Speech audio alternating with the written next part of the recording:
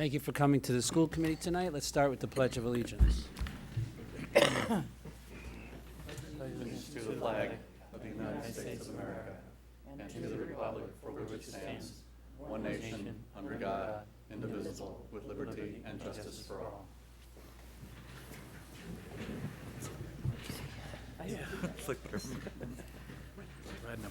Okay, so tonight is the budget review night, and if needed, tomorrow and the next night as well. But hopefully won't be needed. We'll try our best to get it in tonight.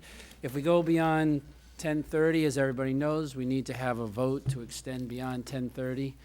And we would probably take that vote and try to get everything done tonight. We have a few little housekeeping things first, so we tried to squeeze things in that we thought would be quick before we get rolling tonight. So the first is comments from the community. Do we have anybody from the public that wants to address the school committee tonight? Seeing none. We also have an out-of-town trip for PCIS that we want to address tonight. Brian? Principal Palladino's here to...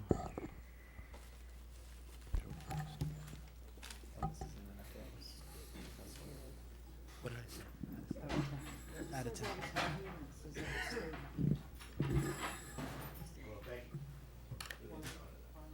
Yeah, go ahead and turn it Should on be there, on. Brian. Thank you. I thought I heard it. Thank you for hearing us. Realize it was a short notice, but Mr. Sorensen is to the right. He is an 8th grade Mercury teacher, ELA, and he had a field trip planned to Boston. I'll let him talk a little bit about the field trip to the theater in Boston. Apparently they overbooked, and they moved him to Providence, Rhode Island, which is an out-of-state trip, so that's why we're here. But it's curriculum related. It's a great trip. So if you have any questions, we're here. And they're going to pay for the mistake, right? Yes. It's now free, so. Oh, we already voted on it. That's good. No, he didn't have the original, because it was in the state. Mistakes like that. Yeah. Testing. There we go. Are we here for any questions that you may have, or just your approval, I guess? Anybody have any questions? You saw it in our packet. I have one question on the application. Since the trip is now, what, I missed something? All right. We have, but it's a serious question. The application says that students who don't go on the trip will be in other people's classrooms, 6th and 7th grade classrooms. But since the trip is free, what would be the reason why students wouldn't go? Well, sometimes students don't uphold their half of the bargain, and field trips are privileged. We intend to take everybody, but for some reason, if something happened and the administration decided they couldn't attend, we would have to leave them behind. But it isn't a financial situation. It's more behavior and privilege. Okay, any other questions? And I'll ask for a motion. Oh, did I see you? Okay. I move that the school committee approve the PCIS out-of-school field trip to the Veterans Memorial Auditorium in Providence, Rhode Island on December 17th. And seconded by Ms. Badger. Any further discussion? All those in favor? Unanimous. Very good, thank you.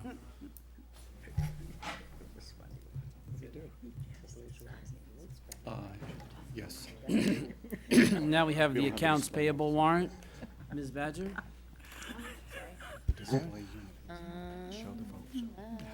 All right. Whereas the school committee members have provided with a copy of the cost center transfer and transaction summary report and warrant for review, I move that the Plymouth School Committee accept and approve the reports and accounts payable warrant S-12-10-15 dated December 10th, 2015, in the amount of $1,504,142.07. We have seconded by Mrs. Burgess. Any further discussion? All those in favor? Unanimous.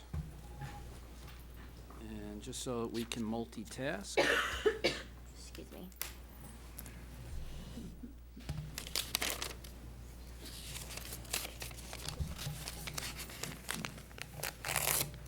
I'm doing this just for Mrs. Burgess here, so she can Get her spot. get her spot there. Okay, now we're ready to start our budget presentations tonight. Dr. Maestas. Yes, I got 2 microphones here, so hopefully we can limit the feedback.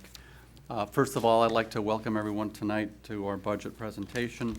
There's a lot of information that we'll go over tonight, and keep in mind that tonight will definitely not result in a vote or amendment that will take place on the 21st. So at this point, I'd like to, I'm going to stand up and review the presentation.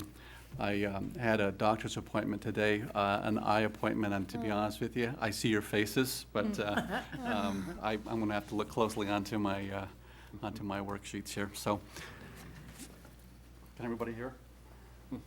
I have a wireless microphone here, so now you can hear me. Great. All right, so let me go ahead and begin. This is very typical on how we build our budget here in the school district.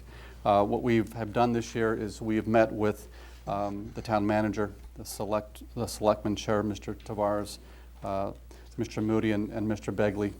We met this fall, and we really do this annually to kind of talk about exactly where we think the budget can go, where it's going to go, and what outliers there are to the budget process. One of the things that we identified early on in the process is that there was a possibility that the school committee would entertain the possibility of increasing our kindergarten program. And we currently have a kindergarten program that is majority half-day. We do have some full-day sections that are tuition-based, and that's roughly about $4,000 a year that our students, our families pay for a full-day experience. And that is scattered throughout the town and limited. We then meet with the department heads in Plymouth. I meet with the department heads every Monday at Town Hall, and the budget message is presented to the department heads as to what the direction is of the town manager and the different board chairs. Keep in mind, the direction that we had this year was to build a same level of service budget. The same level of service budget basically is to take a look at the services and the programming that each department has, and we try to build a budget around that. So for this exercise, and what you'll see tonight is the same level of service budget, and then we will show something in addition to the same level of service budget, which is the full-day K kindergarten program, which as of last Monday, the school committee voted to have the full-day K program dollars, services inserted into the budget. So you will see the same level of service, and then you'll see what the full-day budget would look like and what the overall cost is for that. So keep in mind what we did is we met with all our cost center managers. The cost center managers for the Plymouth Public Schools are here tonight. They will be available later for presentation and also questions. So basically, our group, they took a look at their programs, and they inserted budgetary line items that would represent same level of service, and there will be some slight changes and variation by program, and each cost center manager will identify that. So let's get into our budget. There are a few things that are driving our budget. When we talk about same level of service, there are some escalators in that same level of service component. One of the things that I want to start off with is special education, and you can see within the budget that we'll show you, our special education budget is up $424,000.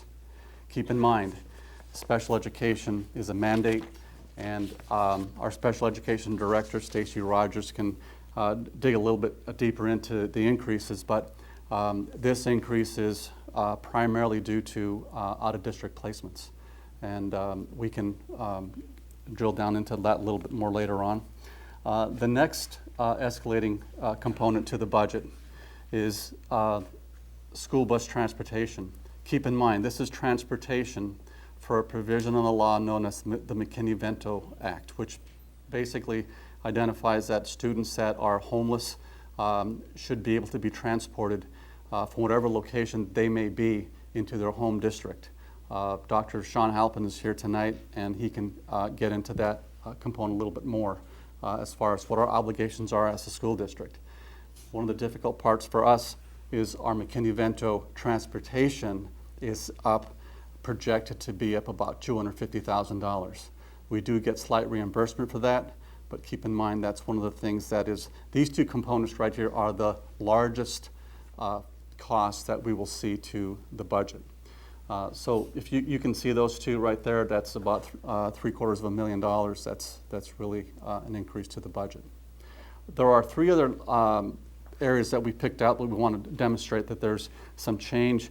I'm pointing these out because they will probably look like spikes in a particular budget. Take a look at buildings and grounds. There's an $86,000 change. That change is relative to a line item transfer within a budget. So if you take a look at the facilities budget, you'll notice that it's up by $86,000. Well, you'll notice within the budget there's another line that's down by $86,000. So that spike would be a transfer. Water and sewer, it's up $35,000. That is due to Plymouth South High School and the wastewater treatment plant that we are getting that prepared for the campus, the new campus. So you'll notice that. And also there's a $30,000 increase to our connectivity or our technology in our district, and that's for some consulting services for that program. So these are the spikes that you'll see in the budget that might raise a question. Our cost center managers are here tonight, and they can actually get a little bit deeper into that if you have more questions. Let's take a look at the next slide. These are increases for transportation, and this is, every year this is an escalator for us.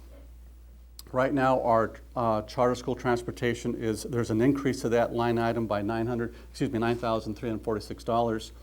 Our regular day transportation is down by $17,991, and you probably are asking, why is it down? The reason why it's down is because by us implementing, if we do implement a full day K program, we would eliminate the midday bus run. If we eliminate the midday bus run, our bus contract will go down by about $162,000, so that's a savings. So if you look at this, within the budget and the way it's been reflected as we've put these savings in for transportation, we would save overall about $17,991 after we implement the program. Special education out of district is up about $45,000, and McKinley-Vento is $213,000, and this is just for transportation. Okay, so keep in mind that's just transportation.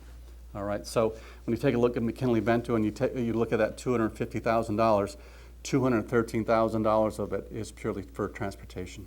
Okay. Let's take a look at the special education trending over time. And this is what our budget looks like for special education from fiscal year 2012 to the current proposed budget. Let me kind of delineate the two different bars here. The blue bar demonstrates the cost that is not reimbursed by circuit breaker. Okay, the red is the component of the overall that is reimbursed by circuit breaker. Circuit breaker is exactly what it in your mind probably you think about. Circuit breaker is a provision that is activated when you have certain special education costs that are reimbursable by the state. Not all of them are. Some things qualify, but if you take a look at the overall budget from FY12 to today, you can see how that budget has increased, and you can also see the reimbursable Chapter 70 dollars that we received. So this is really what our trending looks like for special education. So the proposed budget for FY17 is about $6.5 million.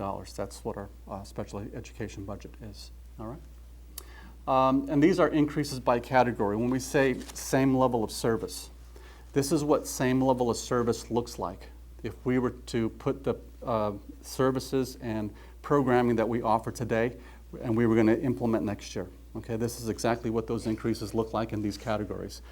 Certificated salaries, it's up about $2.29 million, and keep in mind this is where our contractual allowances are. We bargain those. We have contracts that we settled this past year. Clerical salaries are up 61,000. Other salaries about 294,000. Contracted services is up about $1 million. Supplies and materials is down 65,000. Other expenses is up about 10,000. So you can see that this is same level of service. The majority of those increases are from the contracts that we offer, that we have to honor. We have salaries that are the first three categories, and the next one, contracted services. That is anything in the district that we have a contract for that is outside of contracts. Okay, bus contracts, special education contracts, copier contracts, anything that has a contract associated with it that's not a salary is in this particular line. All right, now let's take a look at what it looks like with full day K. Now if you take a look at the blue, you'll notice that's the information I just shared with you. We added the red, which is full day K. Now you start to realize that with salaries, they would be up about $1.2 million with the additional staff and the additional support staff that we need for our full day K program. If you go into other salaries, we'll be up about $320,000, and that's for paraprofessionals. With our full day K model has a half-time paraprofessional in the classroom, and that's where that ad would come. And if you take a look at contracted services, full day K, there is a savings there because we would cut that bus run down because we would be going from half-day run. I'm not sure how many of you know that our half-day kids we transport. By getting rid of that half-day run, there is a savings.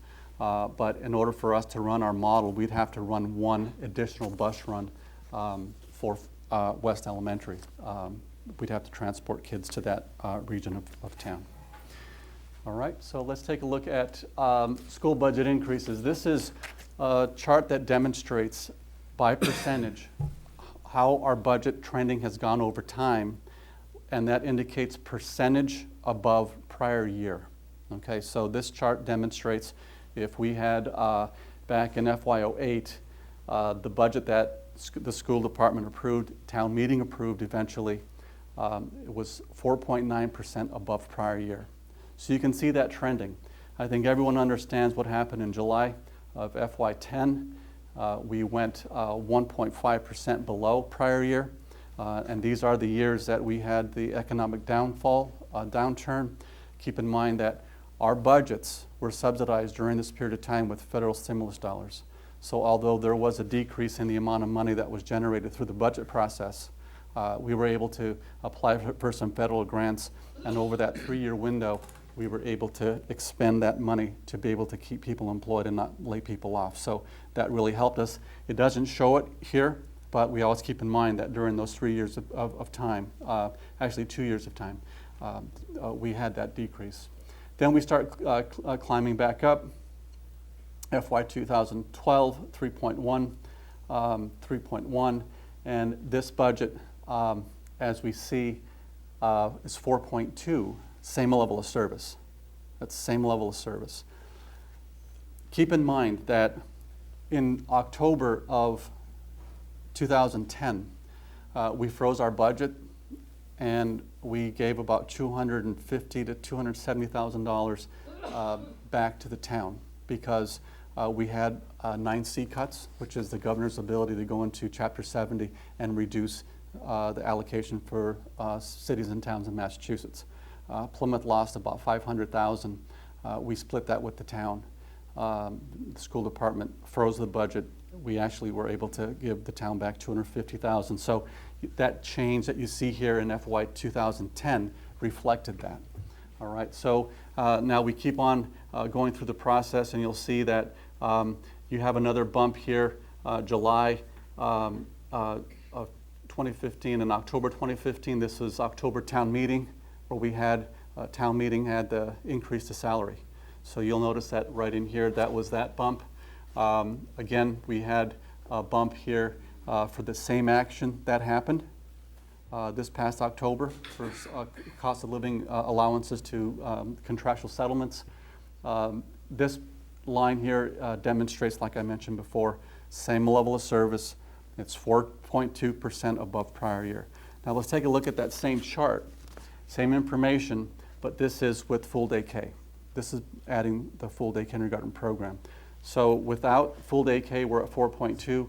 With full-day K, we're at 5.94%. So that's above prior year.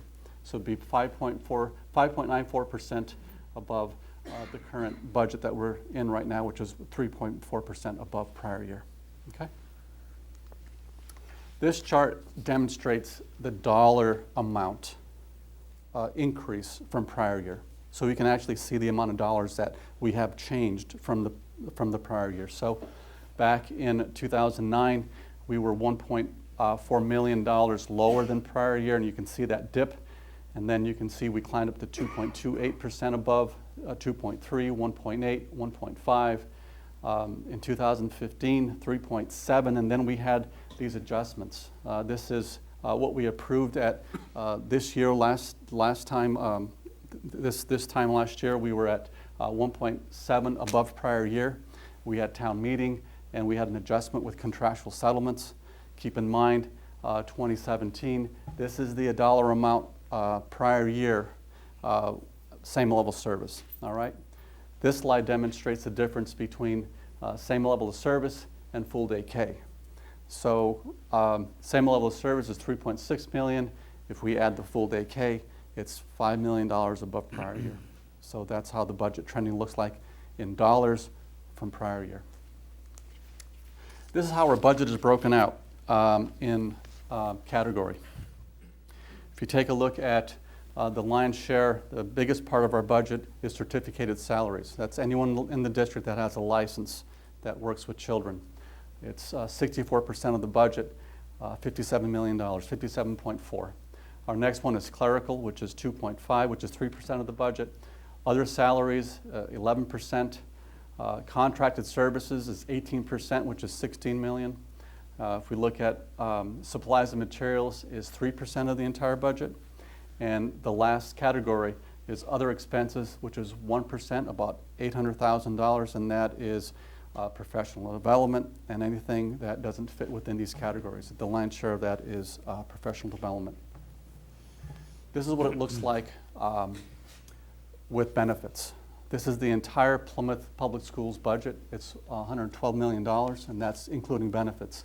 So you can see exactly with benefits, you can see the pieces of the pie that really, again, salary is the biggest piece, but if you start taking a look at healthcare, active healthcare for the employees of the Plymouth Public Schools, 16% of the budget, $17.4 million.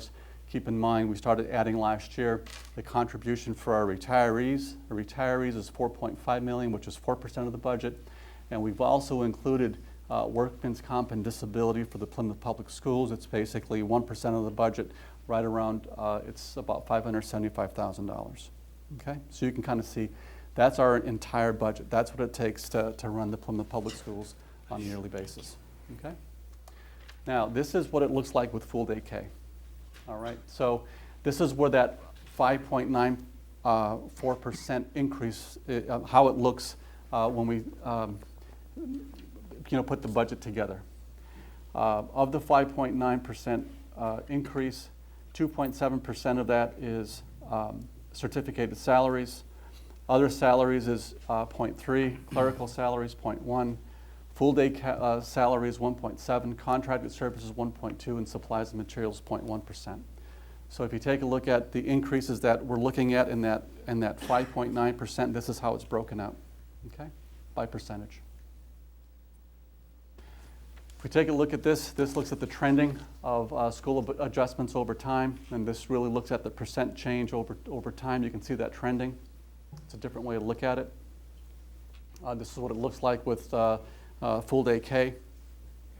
And you can kind of see that I think FY 2008, 2000, those were my first years as superintendent. So I think I call that the magic drop, things happened that year.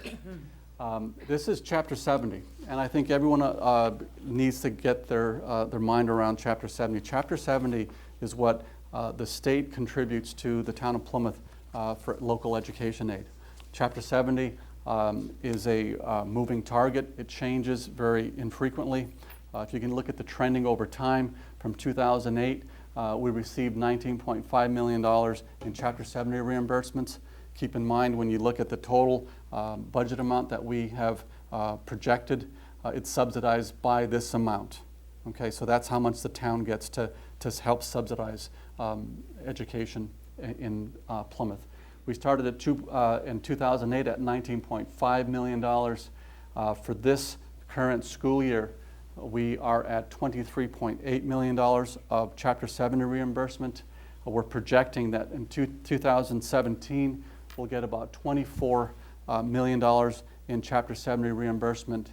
And one thing that everyone should keep in mind, that in 2018, we will get another close to $1 million in Chapter 70 aid, because full day K will allow us to get additional Chapter 70 aid for those children that are now full-time. So we will see an increase to that. So keep in mind that our startup cost for the full day K is about $1.4 million. After the first year, once the students are in the seats and we demonstrate that they're there for that first year, that next year the town of Plymouth will get about another $850,000 in Chapter 70 dollars. So after the first year, the cost of that program will be cut in half, more than in half. Okay. This is the increases in dollar amount over time. So you can kind of see with this the dollar amounts that we've seen in Plymouth with Chapter 70 from year to year. So you can see the changes and how much we've been able to get. Keep in mind that Chapter 70 formula has different triggers in it, and you can see that there are some highs and lows. You'd have to pull that Chapter 70 formula apart to actually figure out exactly what triggered a high or a low. And keep in mind that we have a significant trigger here because of the full day K program projected for 2018. So we will go up to, we're projecting that we would have about an $800,000 increase from the typical increase that we would get. Okay? One of the things that we have demonstrated over time, and this slide really tells us a story. It tells a story of time, and it tells a story of implementation and of a model that we thought would work, and it is actually working. And this is for our utility. If you take a look at the purple line, we are actually demonstrating that this is a grand total of all our utilities in the district. Back in 2010, our budget utilities were about $3 million, and that's what we spent to power the Plymouth Public Schools: heat, cool, run power, all that good stuff. If you take a look at trend over time, we have reduced that to $1.4 million. So basically, we have cut our energy costs in half, and we've done it for 3 cycles in a row. So that does demonstrate that it's working, and that is a very big positive for us. The thing to keep in mind, the biggest savings is in electricity. This is the green line. Back in 2010, we spent over $2 million on electricity. And the current budget, we're at what, $925,000 on electricity. So you can see that that is trending downward. The thing that we've realized is this is going to carry out this way probably for the next 18 years, because we have a 20-year contract for the purchase of electricity. We've also implemented some things within our buildings, which, if you'll notice, that we've gone from oil. Oil was $692,000 per year. In this budget, we budgeted for oil for $58,000. So we've gone from dependence to oil to very little oil. But we've also noticed an increase for heating from propane and natural gas from $242 all the way to $487. So basically what we've done is we've converted a lot of our oil boilers, all but one, I believe, from oil to natural gas or propane, which is something that we've done consciously over time. Probably, if you look at this trend, you can start to see the major bumps of when those actually were implemented. So you'll see that there's some significant changes there. Keep in mind, we do have a cost center in the budget that really keeps track of the amount of savings that we have every year. And we can talk about that at the end of the presentation. That's one of the last cost centers that we will demonstrate. And it really highlights the amount of money that we actually save with all our solar that we have in the district. And I don't think it's a surprise to anyone, but the Plymouth Public Schools is 100% solar. And as this slide demonstrates, we've gone from major dependent on oil to propane natural gas. At this point, what I want to do is turn this over to Mr. Costin, and he's going to review with you the first few pages of your electronic school board handouts, and also members of the finance committee. He's going to demonstrate exactly what the first few pages of your budget book have in store for you. So I'll turn it over to Mr. Costin. Thank you, Dr. Maestas. In the first part of your budget book, we've included a copy of all of our accounting structure, our chart of accounts. That explains our unified municipal accounting system, all of the DESE accounts, what we're obligated to include of our chart of accounts. And it really gives you the detail how we build our chart of accounts, which you can relate to what you see in all of the budget reports. It also includes the assignments for all of our cost centers, all the grants and funds. I don't think that everyone realizes all of the accounts that we maintain, the grants, the revolving funds, the budget accounts, all of those accounts that we're responsible for, but it gives you a good accounting of those. In addition, on what Dr. Campbell is bringing up for me now is we've put some preliminary reports that we generate from Crystal Reports for our accounting system. Most of you are familiar with these because you see those in our budget books that we publish for town meeting and for the general public. We the first one is a pie chart, which, as you'll notice, in the end of the last column, it's blank for FY17 school committee because obviously they haven't voted what the final budget would be. But this budget report, and along with all of these reports, will be included in our final budget book, which is distributed. This simply is showing very simple salary, non-salary accounts and what the pie chart looks like and what the percentage would be. The next one is called the Object Code Summary, and this simply breaks our budget down, showing our actual expended, our revised budget, and our FY17. I should explain that the column CC level is, not dating myself, carbon copy, it's cost center level. That's all these administrators put in their budget. That's what was put forward, plus the full-day kindergarten amount, which obviously is in here. And we break that out by what we're obligated to do by the DESE, which is certificated salaries, anyone that holds a professional license in the district, teachers, administrators, clerical salaries, that's our secretarial staff, and other salaries are primarily our paraeducators and our custodians and maintenance personnel. We're obligated by the Department of Ed for our end-of-the-year report to break it out in that way. So it gives you kind of a little bit of an overview of all our salary accounts. In the non-salary accounts, again, following our DESE requirements, contracted services, which Dr. Maestas showed on the graphs, supplies and materials, and other expenses. Our other expenses are primarily professional development, those kinds of things that really don't fall in a category, but that's really the majority of other expenses is course reimbursement, professional development for our staff. And a lot of that is contracted. It's driven by our collective bargaining agreements and by our individual contracts that we have with our principals and our administrators. The next slide is our cost center summary, which gives you an idea. It shows you a little bit what the increases or decreases across our cost centers. As I said, in the chart of accounts, you'll see each of our schools, for lack of a better word, has a cost center number to it.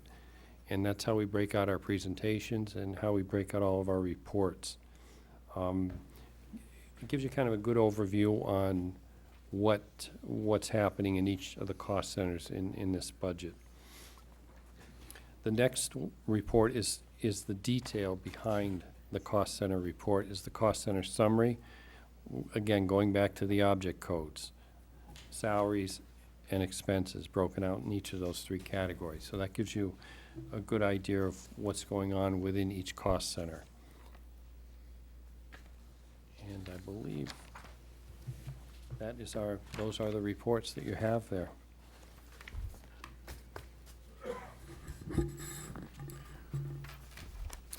At this point, we're going to go ahead and jump into our budgets. The first budget that we have for presentation is district-wide facility service and energy conservation. This is a change from previous years. In previous years, Mr. Montron was the last presenter, and we thought we were being somewhat unfair, so we decided that we would have him come up first, and he can go ahead and kick things off for us tonight. So Mr. Montron is cost center 359 and cost center 361. Mr. Montron. I'm sure I'm going to pay dearly for this. Is this on? Oh, okay. Cost center 359 is district-wide maintenance. It's on page 92 and 93 in your book. It represents a level service budget for 17 school facilities and a fleet of 43 vehicles. It's broken down into 6 different account line items. The first 2 line items represent salary adjustments for 2 full-time secretaries and 11 maintenance and custodial personnel. The third line item is contracted services that was talked about earlier. What we did is we performed a line item audit of this entire budget, and we moved some things that were in supplies and materials back into the contract that it should be in. And that's why that was reflected, and you'll see similar decreases in the next 2 line items, supplies and materials and other expenses.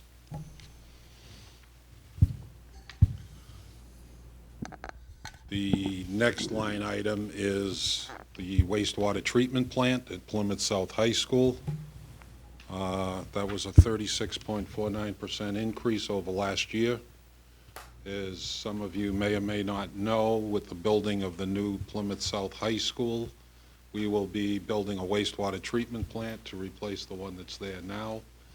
And it's a newer, more modern plant, but it also has bigger issues to deal with on a day-to-day basis than the one that we have. And that was the projected increase from Veolia. They do our service contract down at South High School. The next 2 line items are substitutes and overtime. There's no increase in those 2 accounts.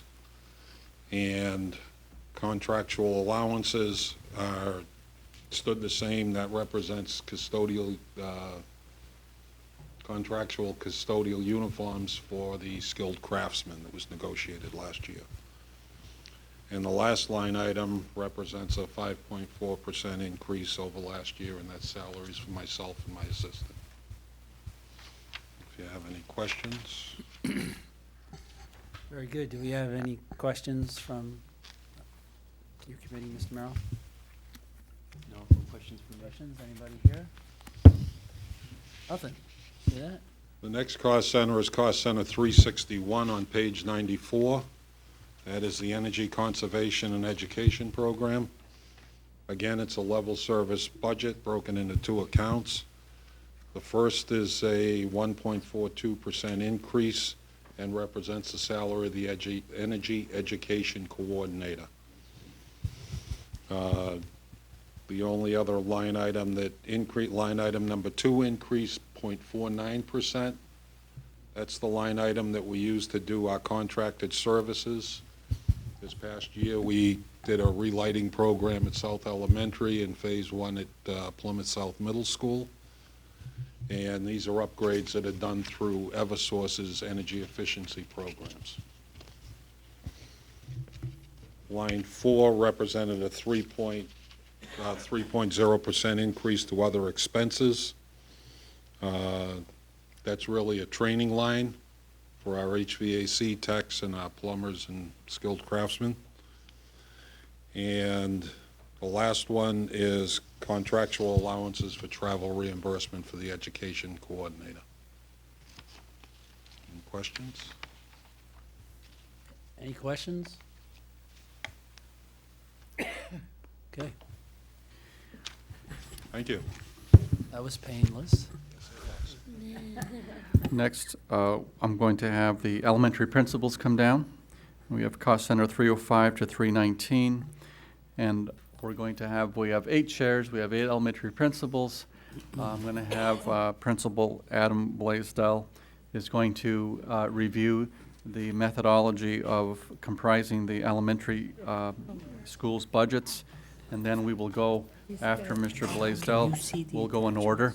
Mr. Blaisdell will review his South Elementary budget, 312, and then we'll go in order from 305 down. So at this point, I'd like to introduce Dr. Adam Blaisdell. Dr. Blaisdell just received his doctorate, and congratulations. And I told him the other day that this was his award that he got to present to school committee. So Dr. Blaisdell, turn it over to you. If I can, and I'm sorry, Dr. Blaisdell, but just as a reminder for the committee and the finance committee, because I want to make sure that we've explained this well. There you go. On your budget books, and you have 2 different reports. One is the cost center by department and an object report. That simply shows the history by department of from 2015 through 2017. The next report, which is Report 352, which is the detail, simply will show you what is in the 2017 column, the detail that makes up all of those items. So I wanted to say that. I apologize before interrupting Adam, but I wanted to make sure that you were able to follow that, because I know they'll be going into some detail. Good evening. Tonight I'd just like to talk quickly about how we developed the budget as an elementary school group of principals. First off, we worked closely with the curriculum coordinators to really identify the highest priority needs to help support our curriculum and to meet the standards in the state of Massachusetts. With them, we developed the per pupil expenditure for each curriculum area that was used through all of the elementary schools to ensure that there was an equal level of service in each elementary school and there was no inequities in regards to what each student was receiving. Throughout the process, as we've said, we developed a level service budget. In addition, each building looked at their individual needs, things such as aging copy machines, maybe one area of concern. You'll notice that there's an increase in all of our budgets due to the cost of living increases and the inclusion of staffing for full-day kindergarten. And we'll get into our individual budgets shortly in regards to what that impact was in regards to each building. If you were to take out these 2 items, you may see some isolated increases or decreases in some of our budgets, but again, they'll be discussed for each of our buildings as well. When you look at South Elementary School, which is cost center 312, our current population is about 620 students in grades pre-K through 4. We have just over 90 staff members. We currently house 2 sections of preschool, and a K-2 ASD program, a grade 3-4 ASD program, and that second program was added just this past school year. And we also have 2 sections of full-day kindergarten. When you look at most of section cost center 312, there's an increase of about $240,000 for full-day kindergarten staffing. That's teacher salaries and paraprofessional salaries, and so that is most of the increase that is in that budget. There are some additional small increases or decreases. One you'll see is in regards to an increase for about $500 for a copy machine. Our copiers are aging and they don't make them like they used to, so they do not last as long as they used to. It would be nice if they did, because then we wouldn't have to worry about that. And then the other small increases that you might see are some additional OT and PT supplies that are needed for in the building as well. And with that, I'll take any questions in regards to my cost center or overall plan. Well, I think, Mr. Merrill, I think it's good. There's so much information. It's going to be such a long night. It's much easier if we just fire the questions as they come up. So if you want to start it off. Thank you. Do you believe your school, excuse me, has up-to-date curriculum materials, equipment, including instructional technology? In most cases, yes. Instructional technology, I think a lot of our older computers are aging, so a lot of our classroom computers are aging and starting to basically being phased out. The tech department is doing a great job, the best they possibly can, try and service them. But we did receive quite a few Chromebooks that are in the building, so those are kind of taking the place of the desktop units, but those desktop units are still there. In regards to the building, I think we do have up to date. Obviously, as you have 600 students using them, they do get worn out, so we're constantly replacing books for kids to use for ELA. Anybody else over there? No? Yep, Just go another ahead. question. What is the teacher-to-student ratio by grade, do you know? Not off the top of my head, but I could figure that out for you. Okay, thank you. We can get that for all the schools, so that you Yeah, that have would probably be my follow-up for all the school Yep. department heads. Just a follow-up, Mr. Merrill, to your question about technology. Our technology coordinator is here, and under his presentation, I'm sure he can address the quantity of computers that we have. And one of the biggest dilemmas that we have in our district right now is one, keeping up with the demands of technology in the classroom, bandwidth issues, because it looks like we've really hit that threshold, that benchmark where we're really leaning towards the cloud to receive a great deal of information. We're a Google district, so we use a lot of Google product in the classroom. So that's driving us to go to the net opposed to being so dependent on software that's in the computer. The problem that we have is a lot of the technology that we have on the tables, the traditional desktop, a lot of those are aged. For us to do a full-scale implementation, a refresh, those are extremely costly. The positive piece with that is, I know Principal Blaisdell brought up the issue of Chromebooks, and I think where Chromebooks are a great solution, the cost is relatively small. I think in the future, we're going to probably look at having different modes of delivery, which will be completely different than what we experienced with the machines that we're looking to get rid of down the road. But I mean, we're close to. I saw the numbers earlier tonight, but we're close to 6,000 devices in our district. So when you start taking a look at that phasing, I would anticipate in the future that the school committee is going to really start taking a look at how do we address the future of technology in this district, because it is a concern, and we want to give our kids a great experience, but yet be exposed to high-end, not necessarily cutting edge, but adequate technology for what they'll experience when they leave our district. Okay. Okay, and we'll So start let's right go now. up We'll to go the top of the list. back to the top, and Yeah. Principal Morgan. Good evening. My name is Chris Morgan. I'm Cost Center 305 for Cold Spring Elementary School.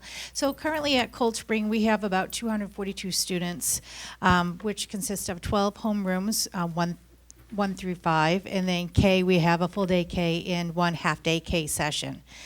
Currently, we have 44 certified teaching staff and 16 non-certified staff, which include paraprofessionals that work as classroom support or activities monitors.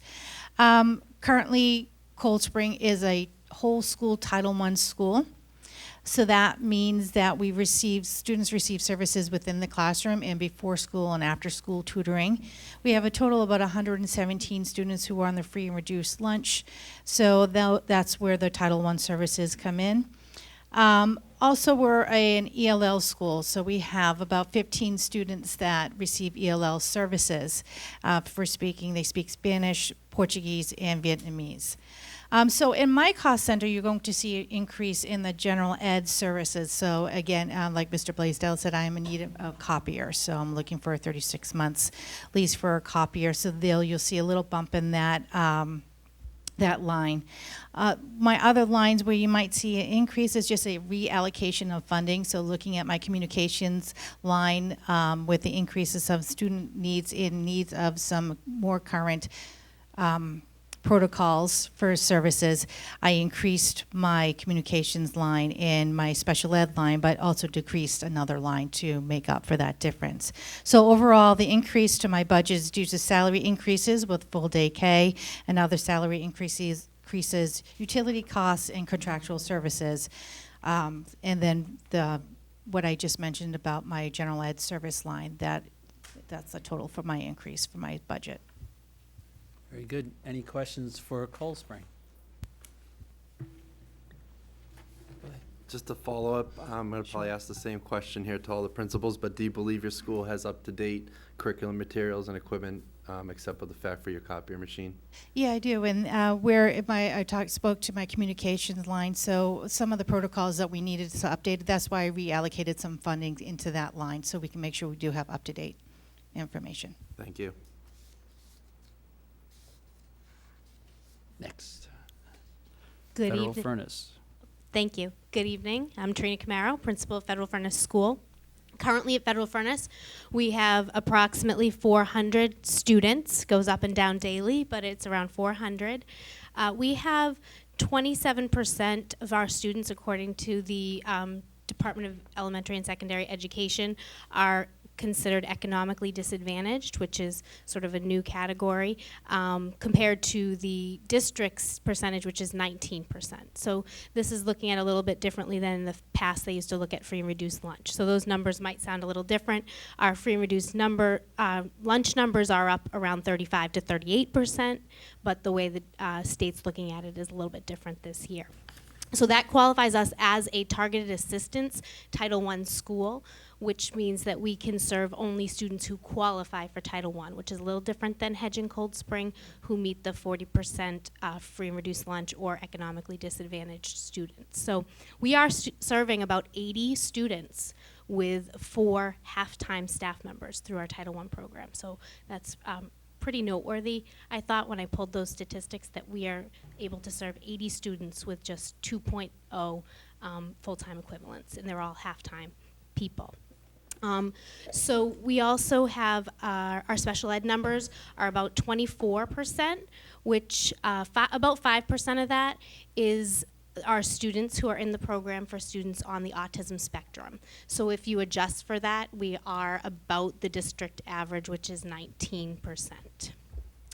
So we have 17 classrooms, grades K to 5, 1 to 5, sorry, 1 full day K, and we have 1 staff member who is teaching 2 half-time kindergarten sessions. So 3 sessions of kindergarten, 1 is full day currently, and 2 are half day.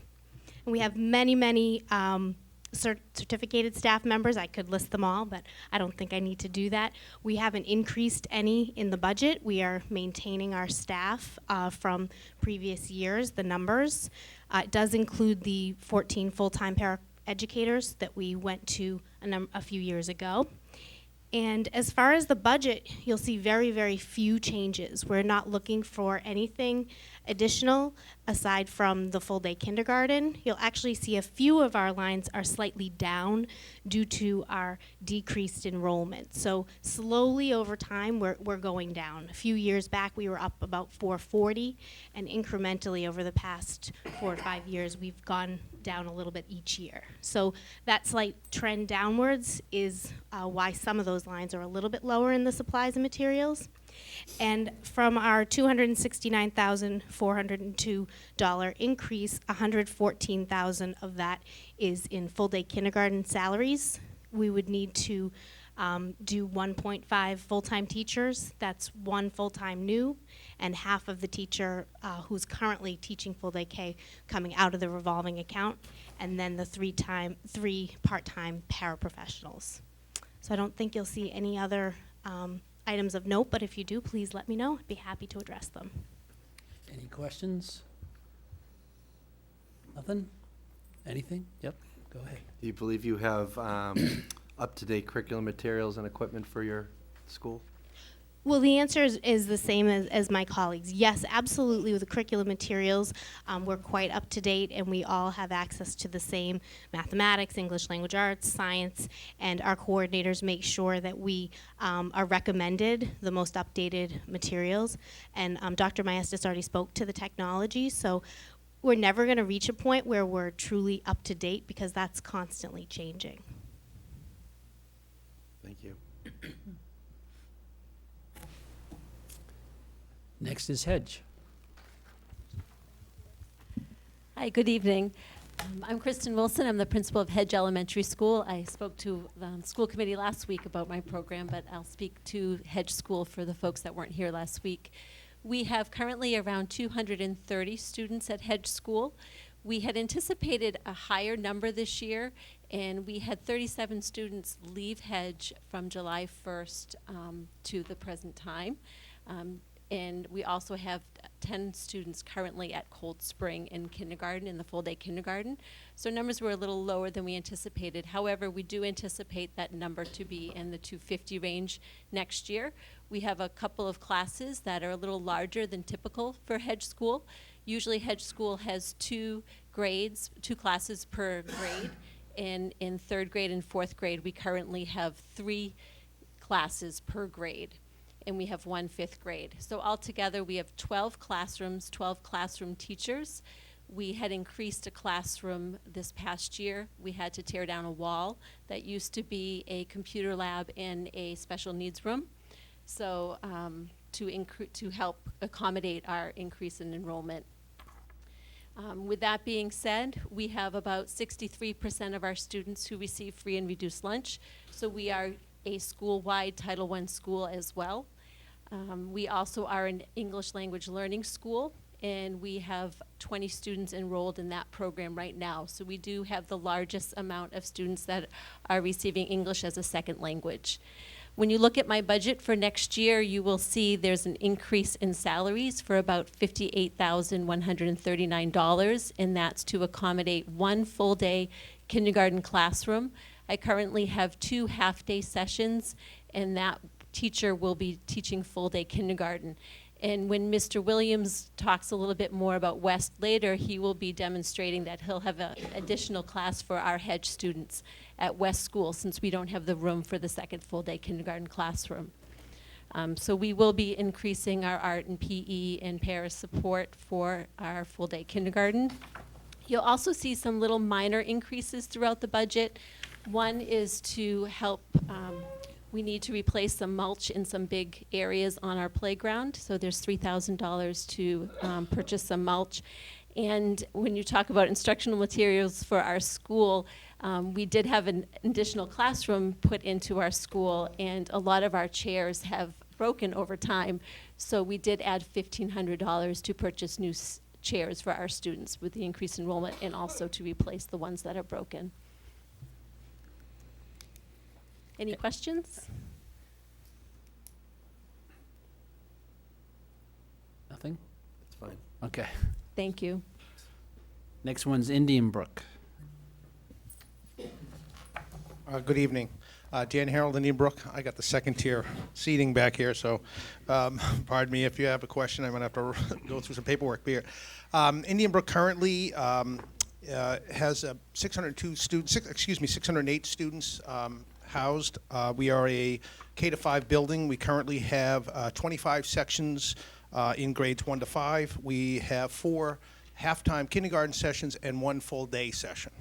Our budget was based on a 602 student enrollment for next year. So we really have been pretty stable over the last several years, running around 600 students. As far as the 2017 budget, there's very little change overall. Our current staffing would stay the same, aside from what you've heard from my colleagues tonight, which is related to full-day K. We would have an increase in staffing to house that program, and not only an increase in teacher support, but also an increase in art, music, PE, physical education, and so forth. Being a larger school, with the number of sessions or sections we have to bring in part-time support. Not to say that the individual is actually part-time. We share currently. Dr. Frayne at Manomet and myself, Indian Brook, we share one of the art, music, and PE teachers. So that's how that plays out. But it does increase the overall budget. The full-day kindergarten program would have a cost of about $207,000 to run that program at Indian Brook. Aside from that, the overall budget is up about 8.68%, and again, the bulk of that is due to the full-day K. Our overall supply budget is only up about $1,500.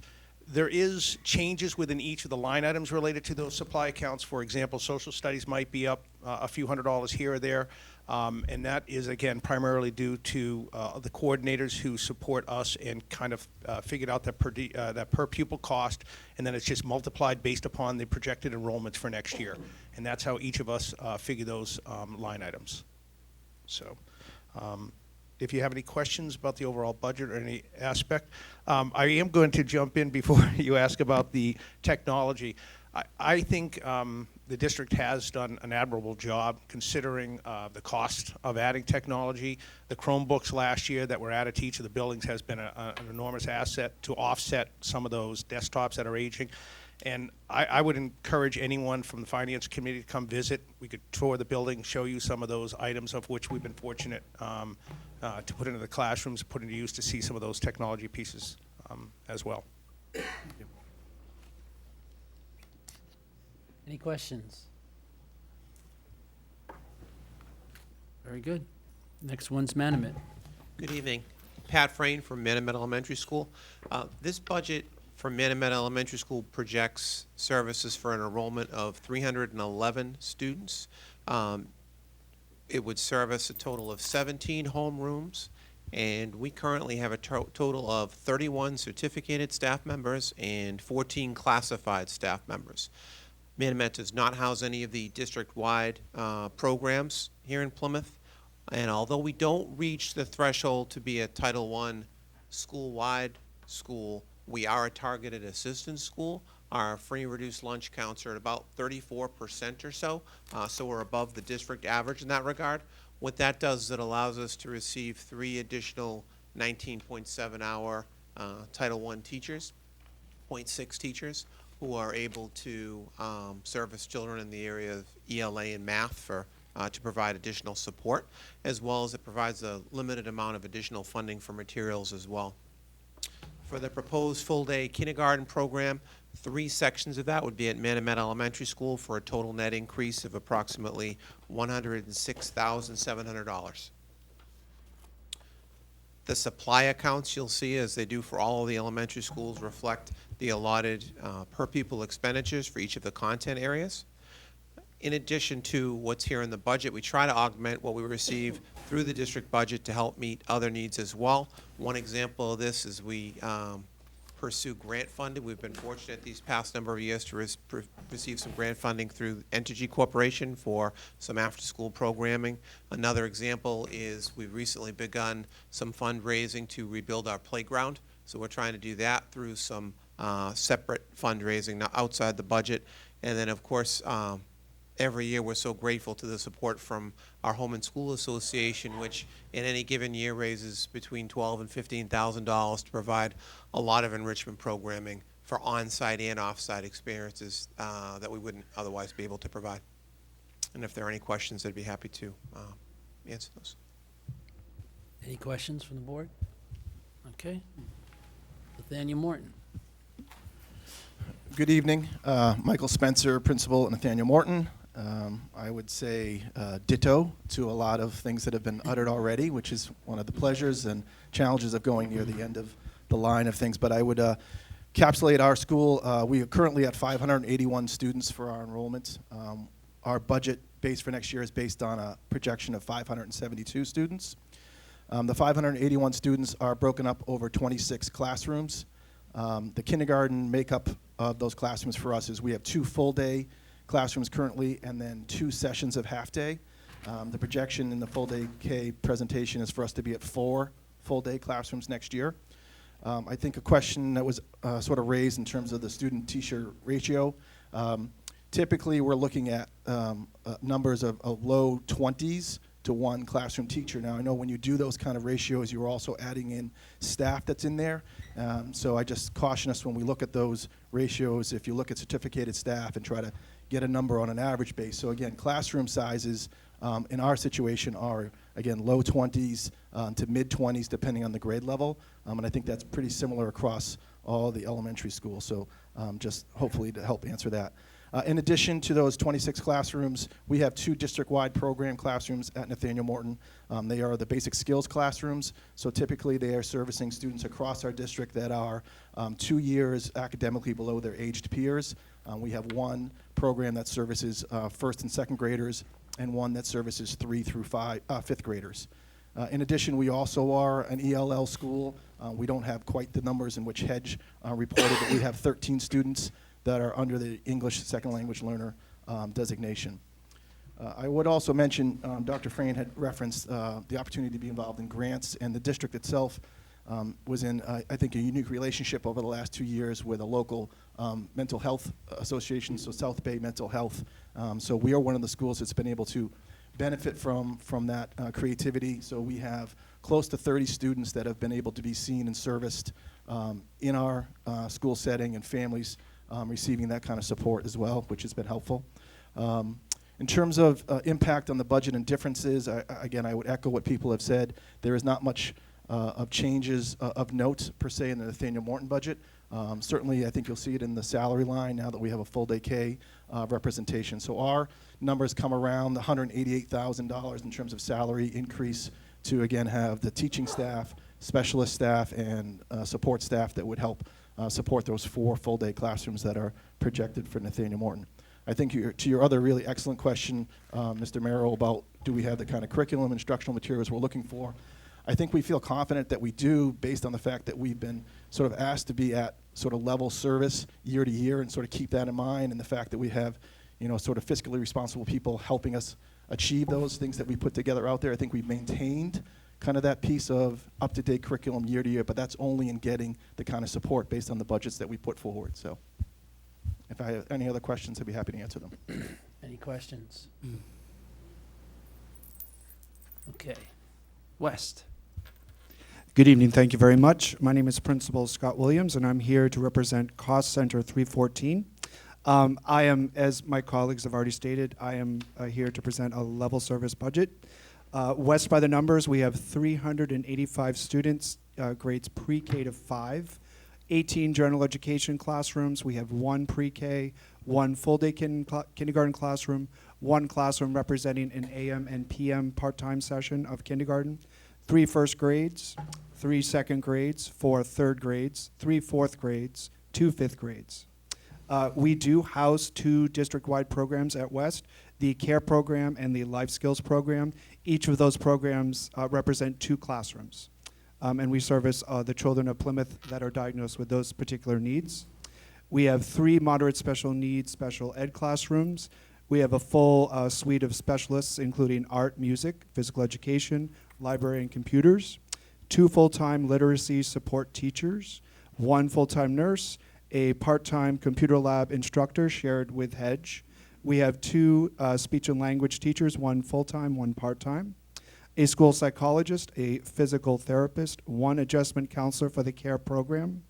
We have 8 part-time paras and 17 full-time paras. West School was one of the early adopters of the full K model for the district. We have 2 cafeteria employees, a head custodian, 2 night custodians, a principal, 1 full-time assistant principal, an office secretary, and 2 security desk receptionists. So that is the lay of the land at West. We were new and very lucky, fortunate to receive Title I services this year at West Elementary. So we do have 1 part-time Title I teacher teaching our intervention groups at West. In terms of any representation to the budget, the staffing at West, it's a level service budget. There's no increase in staffing. And I just want to echo what my colleagues have already stated. You will see an approximate increase of $161,500,000. And that's due to service and provide the full-day kindergarten proposal that we have discussed this evening. That represents salaries, specialist salaries, as well as paraprofessionals that would need to be hired. And to address technology, Mr. Merrill, I feel that Plymouth is very cutting edge with technology. I feel that we have a robust program at West. The PTA's worked very hard. We had a major campaign to get some new technologies at West 2 years ago. I do appreciate the support of our technology department. They've been very helpful and proactive. We have Mimeo boards, iPads, Chromebooks. So I feel that we're quite good in that area. And our curriculum coordinators, as many have also stated, are very helpful to give us best of breed practices that are new and exciting out there for our kids. So I'm happy to take any questions. Any questions? Okay, and then district-wide. Thank you, Ms. Bigley. Cost center 319 is our district-wide elementary account. Again, a level service budget. This is primarily addresses 4 areas. One, our elementary mathematics coaching model. We're very fortunate to have mathematics and literacy coaches for our elementary schools, 2 mathematics and 2 literacy. The mathematics coaches are housed in cost center 319, and the others are through grants. We also have some literacy aids that are supported through cost center 319, as well as our elementary instrumental staff, which were added a few years back, which is going extremely well. The only other component to this budget is our elementary ARL, or otherwise our Advanced Readiness Enrichment Program. This is a small amount of money, really, about $29,000 when you look at it, that provides some enrichment opportunities for our elementary schools. And one that a lot of people are very familiar with is our robotics program. So that is cost center 319 in a nutshell, and I'm happy to take any questions. Dr. Sorensen has a question. Well, actually, not specifically for Dr. Campbell, but maybe to the elementary school administrators. When I look across all of your budgets, and if I'm reading correctly, for example, take math, just pick one subject. I see like in some budgets, the increase in math is very small, 2%, maybe 4%. And in others, I see a 70% increase. For example, Hedge has a 70% increase in the variance in math. Now, I just want to understand how it could be so low in one area and high in another school when salaries are consistent across the board. And I don't need a dissertation. I just need to get just a sense of what this is all about.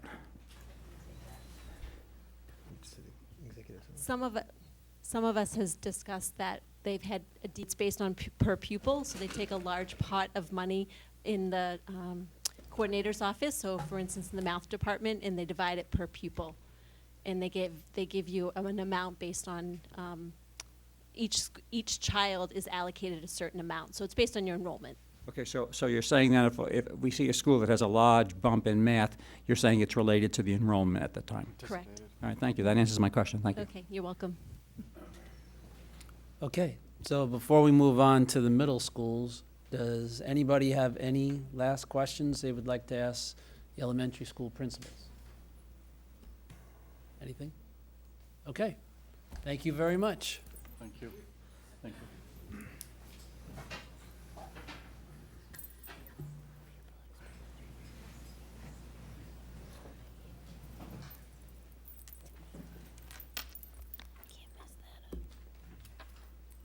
Our 2 middle schools are up next.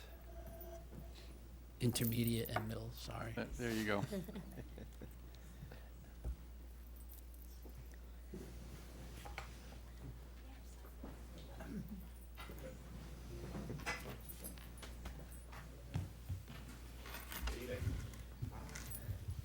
Testing. There you go. Right. Today we present a level service budget for you guys. This is done. Testing. This is done in coordination with the program managers, the coordinators, directors. Also, this was reviewed by our school council. So it's been through a couple avenues before it gets to you, and it was also reviewed at central office. I'm going to share a little bit of data with you guys before we get started. PCIS, free and reduced lunch is about 37%. 37% of our population is on free and reduced lunch. We're an ELL school, and we currently have about 3% of our population in the ELL. Our SPED population is 21%, and that consists of 2 district-wide programs, the CARE program and basic skills. But I do want to note that we do have a population of ASD students. We have 14 students with their primary diagnosis as ASD. We don't have a program, but we do provide services for them at the school. Our enrollment right now is 1,005. Our projected enrollment for next year is 976. We have approximately 100 teachers in the building. Really, the only change in our budget is a $600 increase, and that's for our physical education equipment. We were fortunate enough to have about $200,000 worth of equipment donated to PCIS. In order to ensure safety, we contracted with a company to come in and maintains it for us, inspects it, and maintains it for us so it's safe for our students. Our overall increase is about 3.87%, and 2.5% of that is actually the salary increases. So our total increase is about 1.37%. And you'll see in a lot of our line items it does go down, and that's based on our per pupil expenditures, our enrollment going down a bit. So any questions for me? I'll be glad to answer them. Any questions? Yep, go ahead. Do you feel that your school is up to date with curriculum materials and equipment other than their physical Yeah, I can just reiterate what the other principals have said. Yeah, I mean, we're very fortunate in Plymouth with our technology. I feel we have 7 Chromebook carts. That's a floating computer lab, really. So our teachers sign out those Chromebook carts and they roll right into the classroom. So although I would have to say the same thing that I think Adam had said, the desktops that we have are outdated, but I would say that if you went into a classroom, you'd probably more likely to see the students using Chromebooks than the desktops. So we're fortunate in that area, and again, just being conservative with our budgets and making sure I think our students are well taken care of at PCIS, so we're fortunate. Thank you. Very good. South Middle. Good evening. My name is Steve Morganwick. I'm the principal at South Middle School. I just wanted to present our budget tonight as well. We have 850 students in grades 5 through 8. We are now in our 16th year of operation at South Middle School. We do have grade 5. It's kind of a half of a grade 5 class for us. We take South Elementary School's grade 5 students a little bit early. So we have 2 feeder schools, but we only have one of our feeder schools grade 5 students. The Indian Brook students we take in grade 6. Again, total about 850 students, depending upon the day. We have 82 certificated staff members and 30 other staff members in different roles, 112 total staff members in our building. We have some changes in our budget. Most of them are attributed to salary changes and supplies and materials. Most of them have come in the academic areas, and the coordinators have worked closely with us to try to delineate some moves and changes within those areas. There's a couple that I wanted to point out in terms of things that we want to do at the building level. As some of the elementary school teachers talked about, we do have a proposed expenditure for new copy machines. We'd like to get some multi-function printer copier machines into our building. As the Kenmark sales representatives have told us, we have the oldest fleet of copiers in the district. I think Dr. Manis said that he told everybody that, but I believed him. So we have machines that are constantly breaking down, and we really could use some new equipment. So what we've ended up doing is we currently have a maintenance fee built into our current budget to maintain the old antiquated machines that we do have. We'll be able to get rid of that through a leasing program with new equipment. So we'll be able to take that money and put it towards the new equipment that we'd like to be able to lease over the next 3 years. So we're looking to get 4 new machines into our building. Again, there'll be multi-function printers and copiers. We also will be able to then decrease the number of printers that we have in the building as well, because teachers can then print directly to those machines, eliminating some of the cost of toners throughout the building, and bringing down the cost even further, making our per-page printing cost the best it can possibly be in the building. So we're looking to do that. We also have built into our budget request about $6,000 for student furniture. We have this issue with student chairs at South Middle School. At one point, we purchased chairs without the little X cross brace, and apparently those chairs haven't lasted very well, haven't fared very well. So many of them are breaking rapidly, and as we're replacing them with stronger, more reinforced chairs, and those chairs are lasting. So we're looking for some additional funding for that as well. We are also looking to make some changes in our intramural program in terms of supplies. In our current budget, we don't have a supply line for intramurals, and what we do have is the need for supplies in our intramural program. So things like goalie equipment for field hockey or nets for the different sports. And so what we're going to be able to do is to take some of the money that we have currently assigned to our contracted services for intramurals and slide some of that money into a supply line that we're looking to establish for the purpose of intramurals. We also have a increase in our transportation contracts and that's primarily for intramurals and athletics as well. We have, as South High School is being built, we have gone from having the use of 2 of our own fields and the use of South High's fields as well for athletics, and a lot of our activities now have had to be have to get shifted or shipped to other locations. So we're looking for some additional funding to help support away games while we are waiting for our fields to be back online. Any questions from South Middle School? Any questions? Did I see your hand, Ms. Hunt? No. Go ahead. Mr. Merrill? Other than the equipment and chairs, such as the student furniture, do you feel that your curriculum materials are up to date? Curriculum materials, absolutely, yes. Again, the coordinators do a great job with that. I also want to mention that we've had the wonderful support of having tech integration specialists in our buildings as well. And in addition to having the technology in the hands of teachers and students, those positions have really been able to help the staff and students understand how they can use the technology, and have really helped us enhance what we can offer using it. Dr. Maestas? Just one follow-up to the technology piece in printing. One of the things that we have learned from Plymouth North High School is we introduced printers that were regional printing opposed to having printers that are in classrooms. And back in the day, I remember when South Middle School opened up, and every single classroom, the spec was to have an inkjet printer on every desk. And you can imagine how costly that was to actually maintain, repair, and so on. So really the model that we see in our district is really changing towards having more of an ID system where you actually can swipe your ID.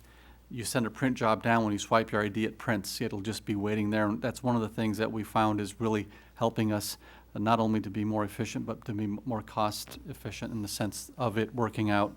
I think North High School, the model that we have there, it's actually worked out exceptionally well. So we're able to do a regional approach opposed to, and using laser toner opposed to inkjet ink, which is, those of you that buy ink at home, you probably realize that that's probably not a wise thing. Keep in mind that we've changed our model. Our technology department has driven that charge where we use our network to really manage the operations for printing. So our model with South Middle and others is to really look at how we can utilize the network backbone to really send print jobs to a secure location, things of that nature. So it seems to be working, and I know that it's a new model for us. And I would imagine we're trying to discourage unnecessary printing. Absolutely. Well, that's the benefit of having, I mean, we can log it. Now you can see, when they We can swipe, see- you can see that one person's queuing up 500 jobs. Gary's printing all the charts and everything else. Nobody else is Special taking up. binders for people and stuff. I would say that the other aspect of technology that's been really wonderful to see being incorporated more and more is the use of Google Classroom and other online platforms. And so we have more and more teachers who are organizing their classes using those platforms and allowing for collaboration and sharing and submission of student work without the paper trail, which is, again, another benefit in that area. Good. Dr. Sorensen? Steve, you have about 150 less students than PCIS, but 12 more staff. Is that because of the autism program? We have three district-wide programs. That's probably part of it. Absolutely, yeah. All right, thank you. Yep. Very good. Any questions for our middle school? Nope. Okay then. Thank you. Thank you. Moving right along. High school. So we'll start with South High School.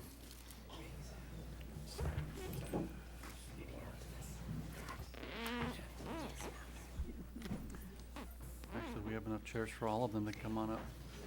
So. Okay.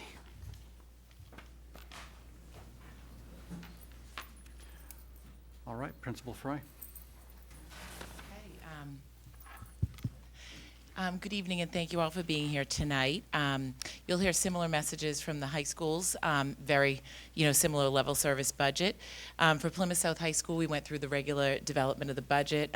We reviewed it with the academic coordinators, different program managers and directors, talked about it at our school council, and looked at really our needs. Our enrollment at Plymouth South is 1,004 students. We do have 2 district-wide programs, one being the Autism Program that you've heard a lot about from the sending schools, and the other being the Possibilities Program, which is a behavioral-based special needs program as well. Our free and reduced lunch rate is 31%, and you will see majority of our lines have decreased because of the intentional redistricting with North. The per pupil expenditure that was provided by Mr. Costin, we worked with the coordinators on to make sure those were all in order. The one area that you will see a little bit of an increase at Plymouth South, I'm sure at Plymouth North as well, is in the biomedical science program. And Mrs. Reardon has done a tremendous job projecting out last year and this year, and what it will do is continue the current program into next year, and then also add another group of students into it. And I have to say, it has been one of the best things we've added in my time in Plymouth. We haven't had one student want to leave the program, and we're working collaboratively with the vocational program as well to make sure students can do vocational, biomedical, in their regular academic program. So with the 8-period schedule, we've been able to have that flexibility. The technology has been fantastic at the high school. We've been very fortunate. We work closely with Julia and Alan, and they provide us with whatever we need, and the students are really doing great. So the budget, there aren't too many changes at all. It's level serviced with the exception of that one bump, but you will see some decreases in our budget solely because of projected enrollments that we've gone off on.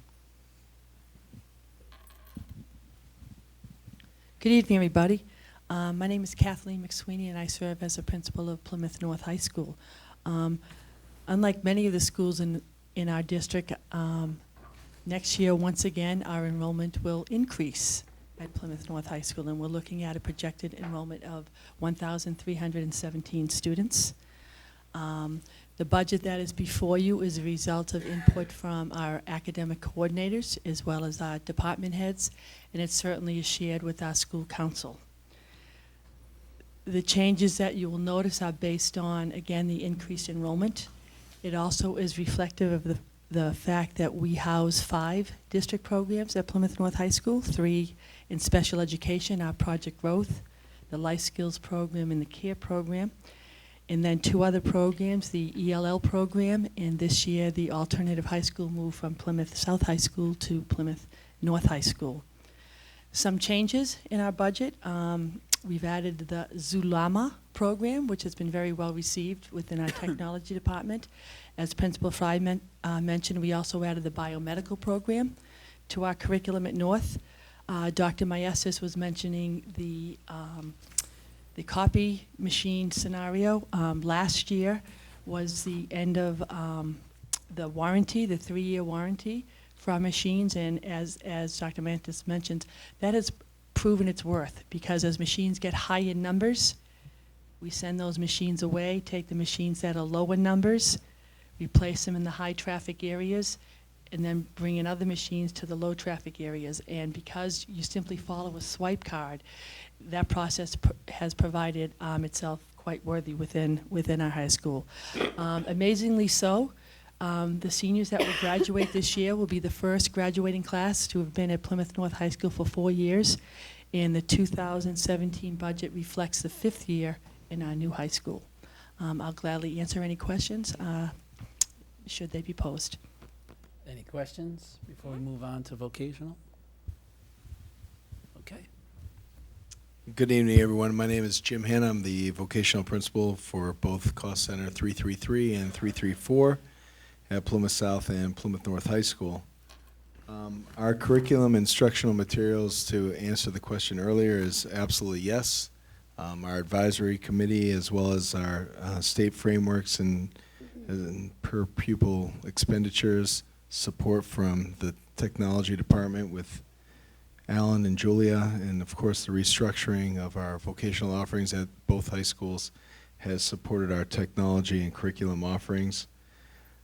The district has also supported us in terms of materials, in terms of textbooks and resources.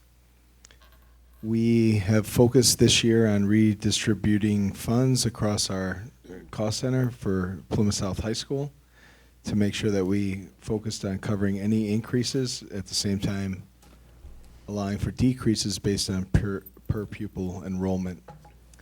The increase in funds that you'll see at Plymouth North High School as a result of, similar to what Ms. McSweeney said, is that after a 3 or 4 year period comes new service contracts with the new building. For example, the Haas mini mill or the 3D printer, or things that came with the original facilities of the building. Now we are responsible or on the hook for service of those high-end items. So you'll see the increases there that normally in the past we might have tried to pay for out of revolving accounts. We've implemented into the budget. With that being said, our focus clearly is on being able to provide a high level of quality of service as well as a high level of skill attainment for our students, and I believe 100% that we are doing that while maintaining a very similar budget to what we had last year. If you have any questions for me, I'd be happy to answer. Any questions? Okay. I think Ms. McSweeney had one other thing. We also just wanted to, in budget times, thank the Plymouth Recreation Department has been great, Barry de Blasio, with the fields. You heard Mr. Morganweck. We now have no fields left or track or anything, which we're excited about. But the community has been very supportive of places for our athletes to go throughout the fall season. Forges Field was tremendous, and the Jungleplex, they've been very accommodating as well. So just while we have community members here, the flexibility for that. And I just wanted, if you could allow me to, I mentioned the department heads play a great role, as well as the academic coordinators, in putting our budget together. We have a new director of athletics, health, and physical education, and this is his first appearance at a budget hearing, so I just wanted to welcome Mr. Tom D'Angelo as our new director of athletics, health, and physical education, and in case you folks hadn't had the opportunity to put a name with the face, and he's off to a great start and doing a great job. Very good. Thank you very much.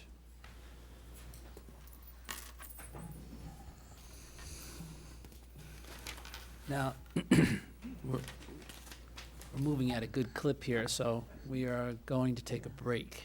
That's going to kill it now. I know. I know. So let's not ruin the momentum here, all right? Positive. Keep it positive. So, but there's been a request for a break. Break. 5 minutes? 5-minute pee break. 5 minutes. Up now is special education.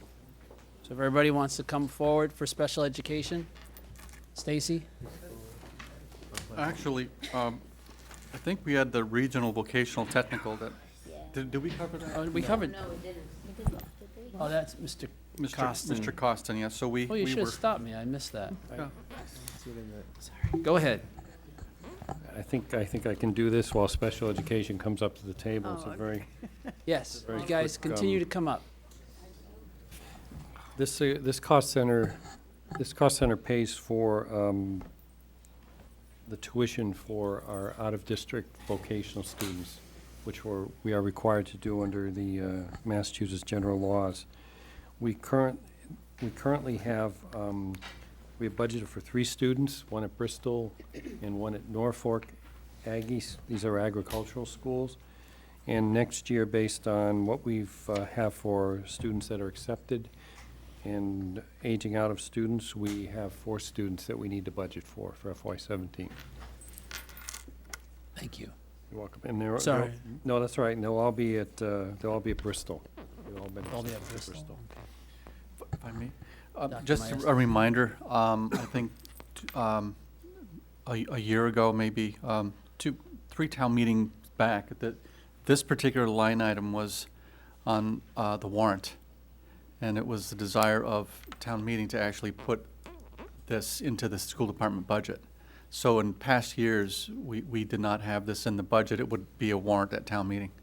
So this is the process that we've changed. So in years past, you wouldn't have seen it in the school budget. Belongs here. Yeah. Okay. Did you have any questions about that? No. So now, special education services, and we're going to start with, are we going to start with you or? Mary. Mary, right? You grabbed the microphone Thank there, you. so you threw me off.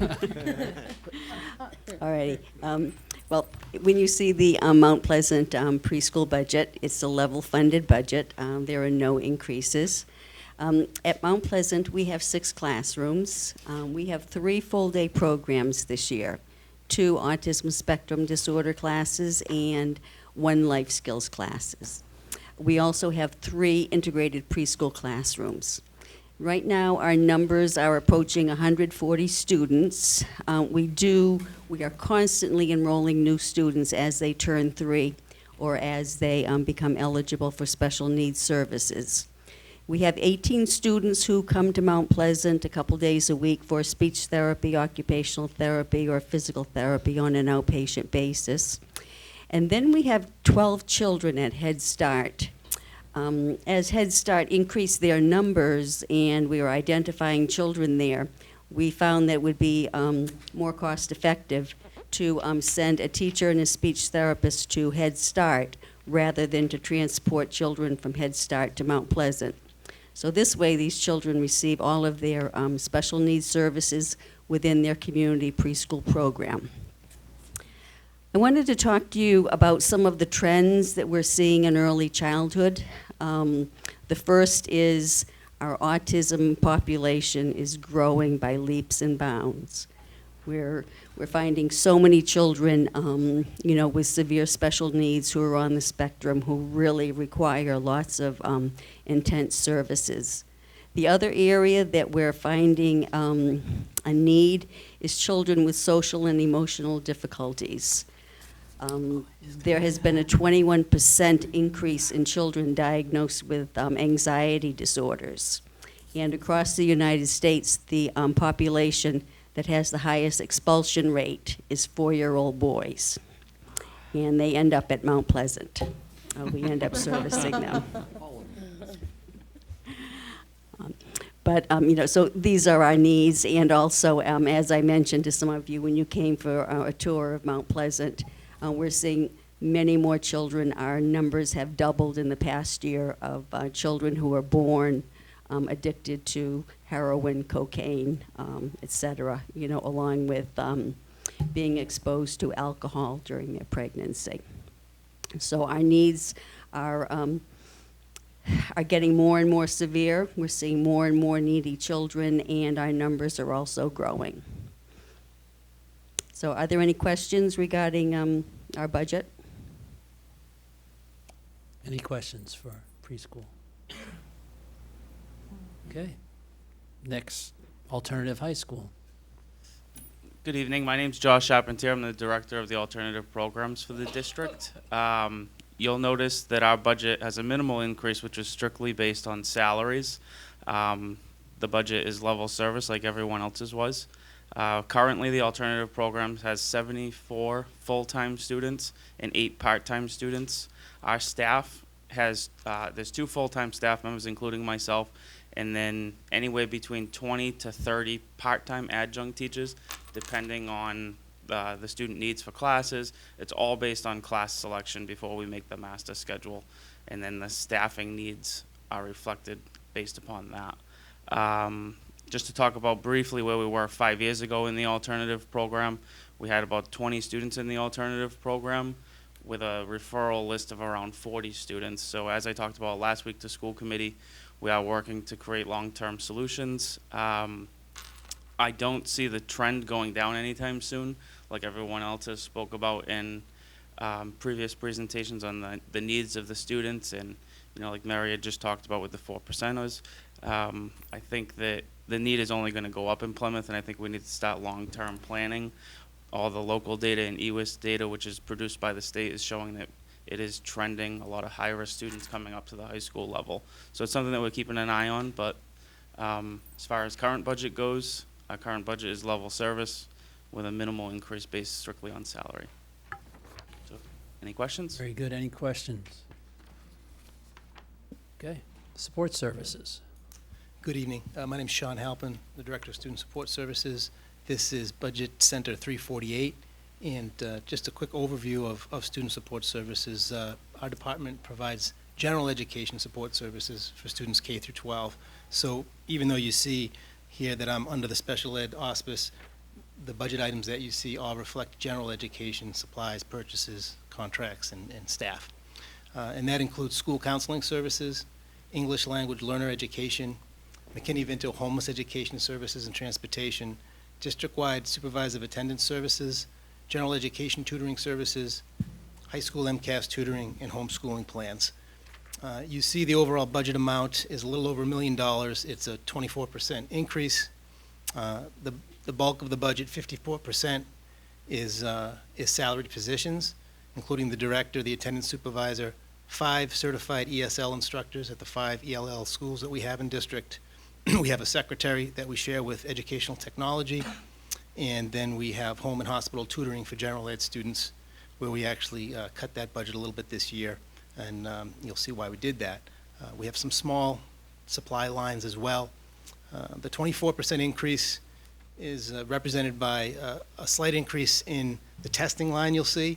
That's the College Board testing, where we provide students with PSAT and SAT testing, grades 9 through 12, in support of our college and career readiness efforts. But the majority of the increase in our line, as Dr. Maestas pointed out at the beginning of the presentation, has to do with our homeless education transportation services. I think it's important that the committee understands that there are significant obligations and mandates that we have to follow in regards to not just educating our homeless students in district, but making sure that they get to and from school.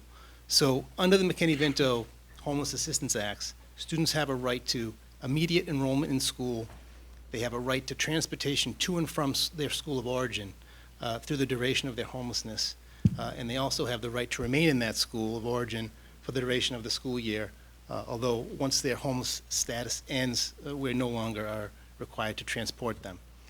Also, I think it's important to point out, especially when you heard from Josh and Mary, and you might likely hear from Stacy as well, the needs of our community are increasing in terms of the need for support, social emotional support for our students.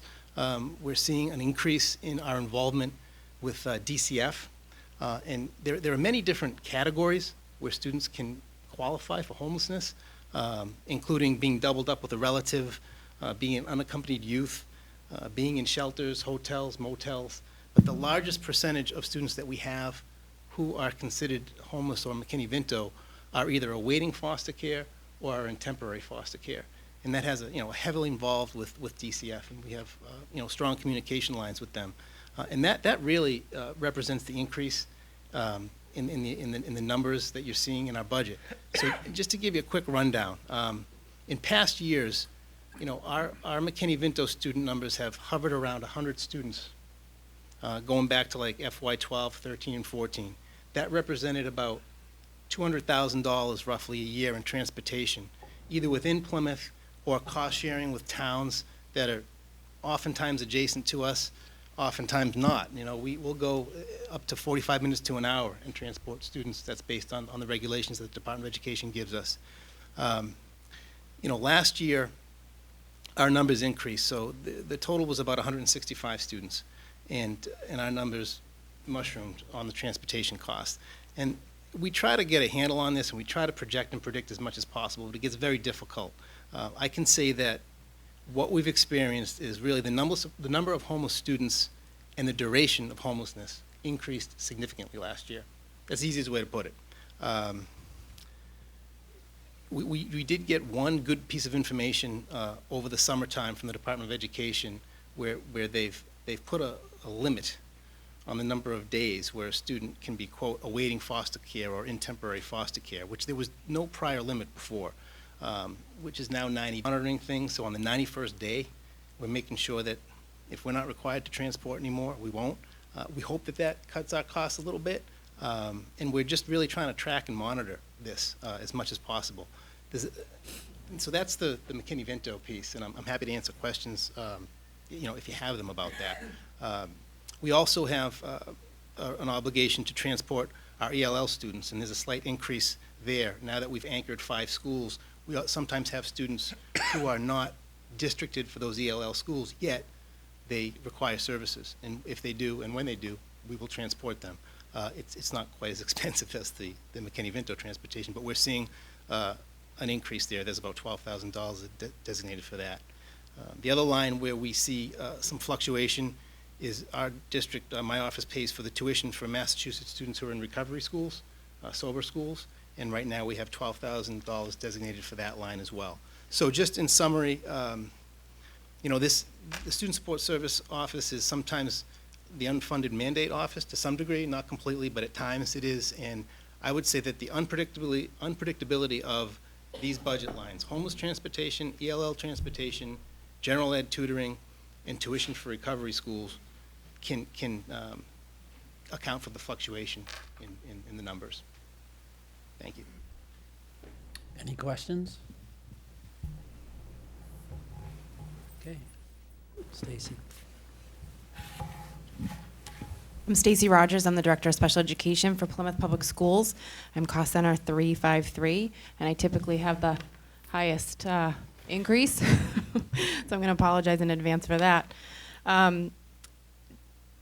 This year you'll see an extraordinary increase in really what I just want to say with regard to that is our special education percentage-wise has typically remained stable for the 3 years that I've been here.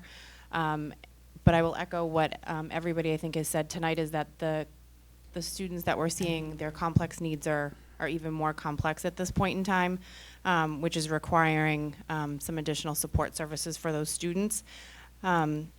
So the tuition amounts that you've seen or the contractual service increases that you've seen really reflect the need for more substantial out-of-district placements. I will say, however, that over the last 5 years, our out-of-district numbers are trending down, but the schools that the students are requiring, the costs are a lot. I started in Plymouth in 2013. We were at 100 out-of-district students, and we're currently trending at about 80 students that we're fiscally responsible. So we've done a lot of work in bringing those students back and providing support services for those students in districts, but however, the students that require the out-of-district placements, typically those placements, the costs are a little bit more. The other thing that is trending a little bit on the high side is our contractual obligations, again, for transportation of our students out of district and in district. Similar to ELL students, if there's a student on the south side of town that needs to go to West Elementary for the CARE program or the life skills program, we're responsible for transporting them. So that has been an increase, and I've also put in an additional 0.5 teacher of the visually impaired to help support some of our visually impaired students, and it has to do with our deaf and hard of hearing, so it's kind of a combined role that our staff members, but it's a very specialized role, and we've been contracting, and that tends to be a little bit more expensive, and we're at a point now where we have enough students that could support a 0.5 teacher. Any questions? Any questions? Yes, I have a quick question for Sean Halpern. The unfunded, I don't even want to say it, unfunded mandates that we have we tracked them, as we track them over time, we always hear about that. If we track them over time, are we having, is the funds decreasing while the mandates are increasing? Yes. I was afraid you were going to say that. Thank you. I will tell you, though, and I forgot to point it out, it was in my presentation, and I forgot, McKinney-Vento does offer a reimbursement. We do get some money back to the town, and the most recent reimbursement we received at the end of 2015 was 34% of the amount expended in the prior year, which is about $72,000. I think they're trying to change that. I try to read up on what they're doing there, and I think they're trying to make it a more fully funded mandate, but I haven't heard anything more official about it. It's a partial reimbursement, that's all. And so the obligations, the mandates that do come down, and they're all good. They're all, they all tend to be very student-centered and all in the best interest of children and families, but oftentimes we're not seeing the increase in Chapter 70 funding and other routes where we can find resources to get these services to children and families. If I could piggyback on that, I think the other issue too is that Dr. Halpin's office has, like he kind of joked about the collection of mandated resources, I guess you could say. while these mandates keep piling up, the staff members that actually manage all this are the same people. So it just, I think one of the things that we haven't really had the opportunity to adjust, and we haven't, and we won't, is as these mandates continue, not only are we having to expend more money to actually offer the service, but it's causing our programs to run thin as far as supports. You know, it's really difficult to say, yeah, we need another office person or another support person to help manage the workload, but it is putting a strain on a lot of our programs. I did that report last year for the school committee on unfunded mandates. I mean, one thing that we you know, I try to quantify in there is the amount of time it takes to get some of the stuff done, which maybe the reimbursement doesn't even begin to address the real impact to a district. Yep, well, right next Sorry. to you. I just have a question about the preschool. I know that we talked when we went on our tour about the fact that the numbers are growing and the space is limited. Now, are we taking into consideration, I know I unfortunately was at a work meeting last week, but the use of PCIS as a house at all of the instead of the house, is that in this so that we have enough students, or so we'll have enough space next year? I guess that's my overall question. I'll take it. Sorry. No, it's a good question. It's a logical question because I think tonight we heard from the principals, elementary principals, about the programming that they have at their school that really is under Mary's umbrella. Yeah. You know, Mary's school is bustling. They are at an all-time high, record numbers. There's also record numbers on the waiting list. Mm-hmm. So our thought was once we get through the budget process in December, we would have a meeting with the school committee to really have a working session to kind of see what the need is and what we can do to make adjustments to accommodate. Keep in mind that this budget does not reflect an additional dollars or funding to transition the program. We believe that we'd look at resources within the program. There is some economies of scale if we did have a transition to one location. Right now we have staff that are traveling all over Plymouth, and if there's an opportunity to get them housed in one location, we would be able to save staffing, save some time on the road, because we do pay mileage, and time is valuable when they're running across town. So I would rely on Principal Mello and Stacy and her team to sit with us, with the board and the school committee, to sit down to really project what this program needs to be in the next 2 to 5 years, because we do believe that the numbers are increasing. The conditions of our children of high need, we see it in the schools, but it starts, I mean, we're seeing it 2 years old, 3 years old. They get phone calls. The community schools are calling, looking for services because they've identified the same thing in their programming. So then how does, that'll also the discussion will have to come in on our special education services, because if we have Pilgrim Area Collaborative in here and we get some sort of, Sure, absolutely. that'll come in as well, so that could Yeah, be an increase there. You know, our Pilgrim Area Collaborative contract is That's a on lot, it's a yearly contract. Yeah. So again, I think the benefit of addressing our kids is a priority, and we'd have to consider all options. Okay, You thank you. just want to give them enough lead time. Absolutely, Yeah. absolutely. Very good. Thank you. Thank you.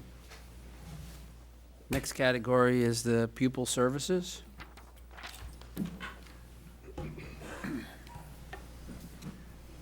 We have a number of presenters tonight, and I think why don't you come on up? Bring all of you to come up. It's less daunting when you're with the group.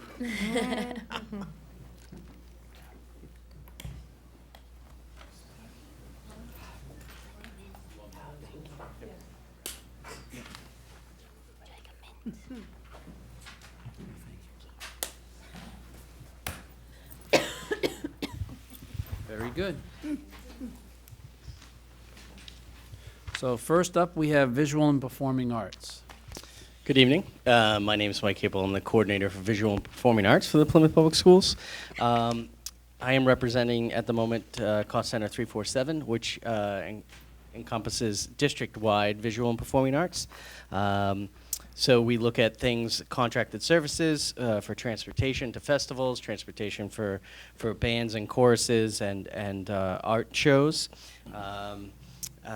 There is no increase in the budget. In matter of fact, I have a decrease of 28.75% of $90,000. So I'd like to Gold star for you. Thank you. No, that reflects the not buying of the wonderful new band uniforms from last year. So thank you very much for that support. But we are not asking for new marching band uniforms. So that decrease is reflected in that $90,000. Besides that, we are a level service budget with small increases in salaries. And that is a very quick summary of the 347. Very good. Any questions? Oh, a few. Okay, go ahead. No, you go ahead. No, I was Ms. just. Badger? I was just gonna make a statement, which I don't have one. Oh, I was just gonna say I think the uniforms look great. Thank you. I'm glad because they're non-returnable. Thank you very much. Accountability and assessment. Good evening. Karen Backman. I'm representing Accountability and Measurement Department, which basically comprised of a lot of contracted services for software programs that support assessment and student information systems. So, and a couple salaries, my salary and the assistant director's salary as well. So in terms of the assessment programs that we purchase out of my department, TestWiz, which is our assessment database, Scholastic Reading Inventory, FitnessGram, so a variety of assessment programs for various departments.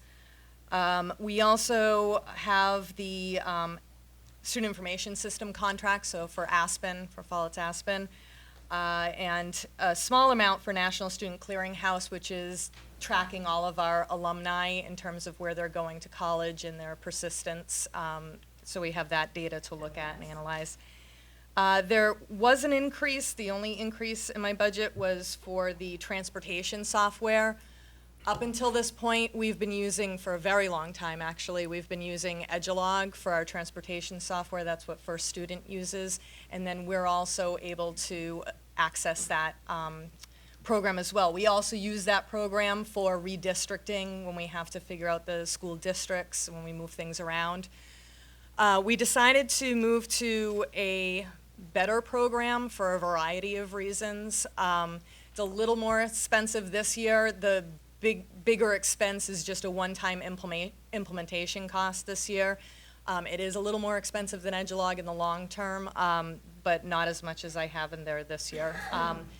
But we're looking at the ability for, right now, Gary Costin and myself, First Student, are the only ones that access the transportation data. With this particular program, all the schools will be able to access it in a read-only fashion, which will help with bus accidents or accessing quick information for the secretaries when someone's enrolling, what bus assignments they have, a whole bunch of things that are going to be helpful, especially for safety of our students, accessing that information. It also has 2 extra layers to the map, without getting too much into it, but it maps the students more accurately, because right now we're just mapping the students based on a basic GIS map.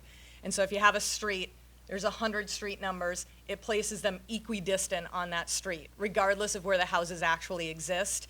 And the fact that we use distance to determine whether or not a family is paying for bus transportation in our district, I think it's extremely important for us to get these distances accurate. TransFinder adds a parcel layer, so it actually gets the parcels from the town, and it also adds a satellite map image. So we can actually map these students directly on top of their houses, so it'll be much more accurate in that sense. For redistricting, if we ever have to do that in the future, it's much more user-friendly. We can literally circle a neighborhood on the map and bring up a spreadsheet of every single student that lives in that neighborhood with their contact information, email. So if we had to bring in some community members to talk about how redistricting would affect them, we could easily communicate that out. But other than that, that's the only major increase to my budget. Okay, any questions? That's a little more complex area. Any questions on that one? Okay, technology, we have 2 cost centers with technology. Who would like to go first? I'm Julia Colby, the coordinator of technology, and I'm the 352 of the cost center. So 352 is level service, as you'll notice. We kept it really straightforward, no increases. I'll just give you a small overview of what we're doing this year. Our department's been focusing on the students and teachers using the Google Cloud services. So we're trying to keep consistency in the districts, whether it's for sign-out procedures, for rules, apps on the devices. We're doing a big focus on that, consistency across the, all of the schools. And with all of the new Chromebook cards, which Alan will talk about, and are moving to all of these cloud-based services, especially Google and Education, I have a lot of meetings with maybe Alan or the techs or the tech integration specialists. We're constantly updating the apps, the extensions, the rules, the procedures. The tech integration specialists have been great in coaching and in teaching the students, and they work really well with the librarians and with the media, the literacy coaches at the secondary buildings. They've had a lot of different things scheduled for teachers, so it's really helpful. We just want the process to be really worthwhile for the teachers and students, and that's what our goal is this year. So we're really excited that we got to get all those Chromebooks last year. So. Good evening. I'm Alan McLean. I'm Technology Systems Engineer. I'll be discussing Cost Center 362, Technology Center. Before I discuss the budget, I'd like to provide a brief overview of the hardware support side of the Technology Department. We're made up of 6 computer technicians, a systems engineer, and 1 help desk person. We support 15 locations made up of the following equipment: 4,900 computers, 1,615 Chromebooks, 300 iPads, and 580 printers. All associated AV equipment in both classrooms, common areas also falls under us. Our technology tickets continue to increase from year to year. Trouble tickets in fiscal year 14 was 4,461. Fiscal year 15, we reached 7,596. And so far, year-to-date, fiscal year 16, we're at 5,557, with it projected to be probably 50% higher than last year. So if I jump over to the budget, I've got a couple minor increases. Contracted services, we have a $15,000 increase. That is basically made up of a storage hardware support contract and 2 software support contracts. And I have a $30,000 increase in contracted services, and what that is contracted support services for Microsoft and VMware. Any questions?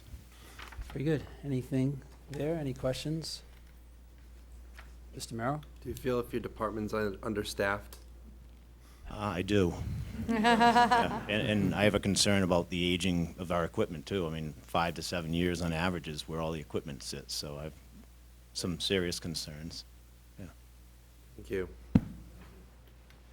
In 2016, we spent the $250,000 on supplies and materials, and I see we're set to do that. I think it's in your cost center, Julia. We're set to do the same. It's hardware, right? Right. It's the switches and it's more network. I'm sure Alan can talk to that, but it's in my cost center. But Alan spends my money. Sorry, are we talking about for fiscal year 17? Well, that's the point of my question is, so we spent $250,000 for supplies and materials in 2016, and we're asking for another $250,000, so that's $500,000 over 2 years. Right, so the $250,000 for fiscal year 16 will be probably spent on network switching upgrades throughout the district. Fiscal year 17 will be matching E-rate funds that we're going after. It'll be what on the matching E-rate funds. So we'll get that back? No, that I'm missing your point. Go ahead. I can go and take it. Whoever wants to answer. The $250,000 is really to take a look at upgrading our switches, and that's one of the issues that we kind of find ourselves in that mode of. I think this will be probably the third time we replace switches in the last 15 years. Again, the technology is causing these, Right. and aging of the equipment. So that is a piece that we will continue to pursue.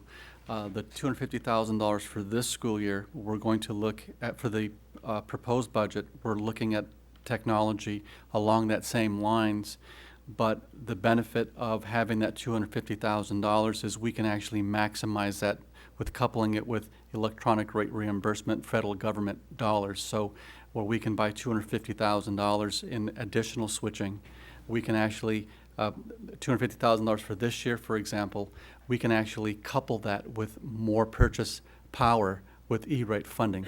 We have to almost match it. So the whole concept is that the $250 that we have this year will be switches for the current fiscal year. The fiscal year 2017, we will invest in more switching, but we'll be able to actually purchase quite a bit more with matching of federal government dollars to actually have a partnership between E-rate and the school budget. Did we get E-rate reimbursement on the 250 for this year? The answer is no. The E-rate process is. It reduces the price, the overall price? Well, no, it's extremely complicated in the sense of that we have to go out, put a detailed RFP out for a number of vendors to bid on. And Alan and I and Julie are in the process of doing that now for 2017. It has to be done so that we give vendors a chance to bid on it and to look at our sites, et cetera. And that work, in all honesty, can't really be done when you hit all the gates until next summer. You have to do it really when school's not in session, when we're talking about doing access points. I think the important thing I want to make sure that we understand it. E-rate has a number of different programs. This specific program has been increased instead of decreased, and it's called Category 2. And what happens is that they take the population of the school, they multiply it by $150 per student, and then they apply your E-rate reimbursement rate. So, for example, if you have 1,000 students, $150, divide that in half. That's what your matching funds would be, but you have to spend at least that amount to take advantage of those funds. So it's school by school. What we're doing is we're looking at the larger schools right now, putting out an RFP and see how far we can go with that $250,000 in FY17 to match it, to maximize it. So the 250,000, we're planning that to be all server, or is it also going to be Chromebooks? For this year or for next year? For the E-rate funds, For the budget we're talking about Chromebooks tonight, won't be for reimbursed 17. for the E-rate funds. It has to be 50. wireless access capability, and generally that's the category. It's not for devices or for computers. Category 2 is completely network infrastructure, whether it be wired or wireless. Okay. So the 250 for fiscal year 16 and the 250 for fiscal year 17 is strictly infrastructure. More 17. We have the option of utilizing 16 with what we want to, but 17 is purely infrastructure. Okay. We talked about that in our technology plan. Yes. We talked about getting the infrastructure up and running before we, would think about doing a BYOD or a one-to-one. Right. Yep. I know we talked about it, but tonight we're talking about price tags. Dr. Sorensen? Mr. Costin, in your sentence before, who's the they? Who's the they you referred to? I have to remember who I meant for well, they. Where's this money coming from? When we spend the $250 and we see... Schools and Libraries Corporation. From where? Schools and Libraries Corporation. It's a federal agency. Federal agency, yes. Okay. Thank you. And you had a question, Mr. Merrill? Yeah, in terms of the understaffing levels, Do you feel that the staffing levels could be in-house or something that can be contracted out to a vendor? I think it would be cheaper to do it in-house. Okay. And how many members do you think you would have to hire? I think an ideal number at this point would be one computer technician per school, which currently we do staff a full-time computer tech for the 2 high schools. Thank you. Thank you. Any other questions? Okay, then the coordinator services. I'm Kathy Lemay, I'm the social studies coordinator, and this is applying for the coordinator's budget, which is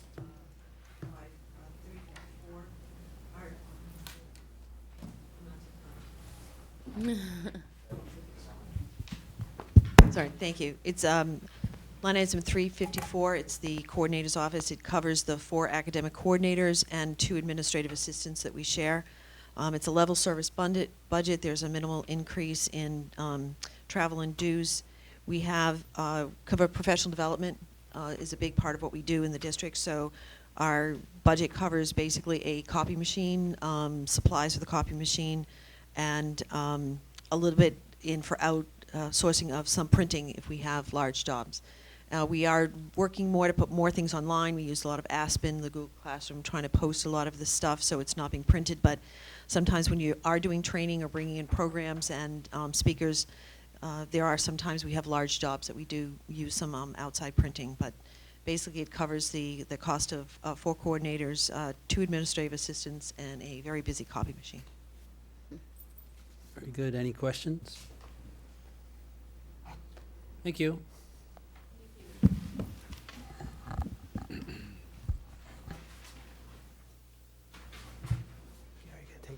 I did it again. I skipped over your. Then it's. I caught it this time, though. It's okay. So charter schools rising tide, Mr. Costin? Charter schools, cost center 371. This cost center pays for the transportation for approximately 490 students are actually enrolled in the charter school. We obviously don't transport that many because we are using 9 buses. This cost center pays for those buses, which we use 9 vehicles, as I said, to drive all over Plymouth to bring the students up to the charter school. Any questions? Yep, Mr. Merrill? Mr. Costin, do you happen to know the number of students that we transport? Of the charter school students? Of the 490, yes. 490. We are doing counts now. I can estimate the bus passes. I would say we're probably around 320 Okay, thank you. that have bus passes. I will qualify, no matter how many students we do transport, the distance is really the determinant for these buses. Right. We go to head of the bay and we go all over the place. Very good. Next section is central office services. And we're right back to you. All right. Thank you. This cost center pays for a number of contracted items. We're actually, cost center 350, appear to be down a little bit. I think I need to explain that. The variance is based on the revised budget, the FY revised 16 budget to the actual 17 proposed budget. A couple things I'd like to point out. We're pretty much level funded in this cost center. The reason it's looks like it's going down is that we pay for, out of this cost center, for any separation costs when we have an administrator or a staff member who by contract had sick leave buyout, and we had 2 of those people that occurred this summer. People left in the summer, which is a little bit unusual, and that shows up as money that we had to transfer into the FY16 revised budget. And you can see those numbers. They're approximately $555 and $5,141. That's for a few employees who left during the summer. In addition, I would like to point out that if you look at cost center Department 103, you'll see a few expenditures there that are in the $300,000 range. I think it's important to point out, because I'm sure you would have asked me the question, is that we, when we went to the full-time paraprofessional model, we made an agreement with the town that in order to do that, we would cover the first year health insurance for all of those employees who are now full-time who opted to take the health insurance. So those funds were transferred from salaries when we restructured. Dr. Gould, I know, did a lot of work restructuring all the staffing, and those funds are transferred to this cost center to pay for that benefit that we send a check to the town for the health insurance. So there was, last year was phase 1, this year is phase 2, and it's approximately $300,000 each year. Any questions on that one, Mr. Merrill? Yeah, in regards to the health insurance, is that solely bid out through the town, or does the school department also request bids for health care? No, as a department of the town, we fall under our health insurance coverage. Okay. And what happens is that we actually have the per person cost for the town's contribution, which was 80%. And Lynn Barrett will send us a number based on what they're enrolled in, whether it's which plan, and then we pay those actual dollars. Okay, thank you. Central Administration Services, Dr. Maestas. Yes, there are two items in this particular budget that you'll notice an increase. Actually, there's 3. The first is under multimedia services. There's a $1,200 increase, which is relative to, it reflects a 26% increase, and this is actually a $1,200 increase for electronic school board. We've actually gone from a server in-house based solution to we're using their servers to deliver and serve electronic school board, which is, there's a significant benefit to getting the updates on a frequent basis. They're responsible for the uptime, and they can maintenance it a lot easier. So you'll notice a $1,200 increase there. The next line item is building and grounds, and that's for the custodian. You'll notice that's their cost of living increase for the FTE that's appropriate for our building to clean it. And then you'll notice that the next increase is relative to the cost of living increases for the staff in central office. So those are the line items that you notice increases, and I'm more than willing to answer any questions that you may have. The new version is cloud-based, then, if we're using their service? Yes, we are using a solution that's not housed in district. We actually had electronic school board was one of our web servers here in the district before. Now it's parked on their system. Dr. Sorensen. So that 1,200 is going to be a reoccurring cost? The 1,200 will be a reoccurring cost. Annually?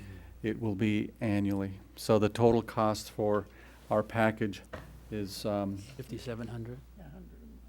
right now it's 5,700. Okay. Any other questions? Okay. Then curriculum and professional development. Thank you, Mr. Begley. Cost center 356 is the district-wide curriculum and professional development, and this is exactly what it sounds like. It is our contractual obligations for course reimbursement, also the implementation development of our in-services, which is our 8 scheduled in-service professional development days, workshops that we do throughout the year.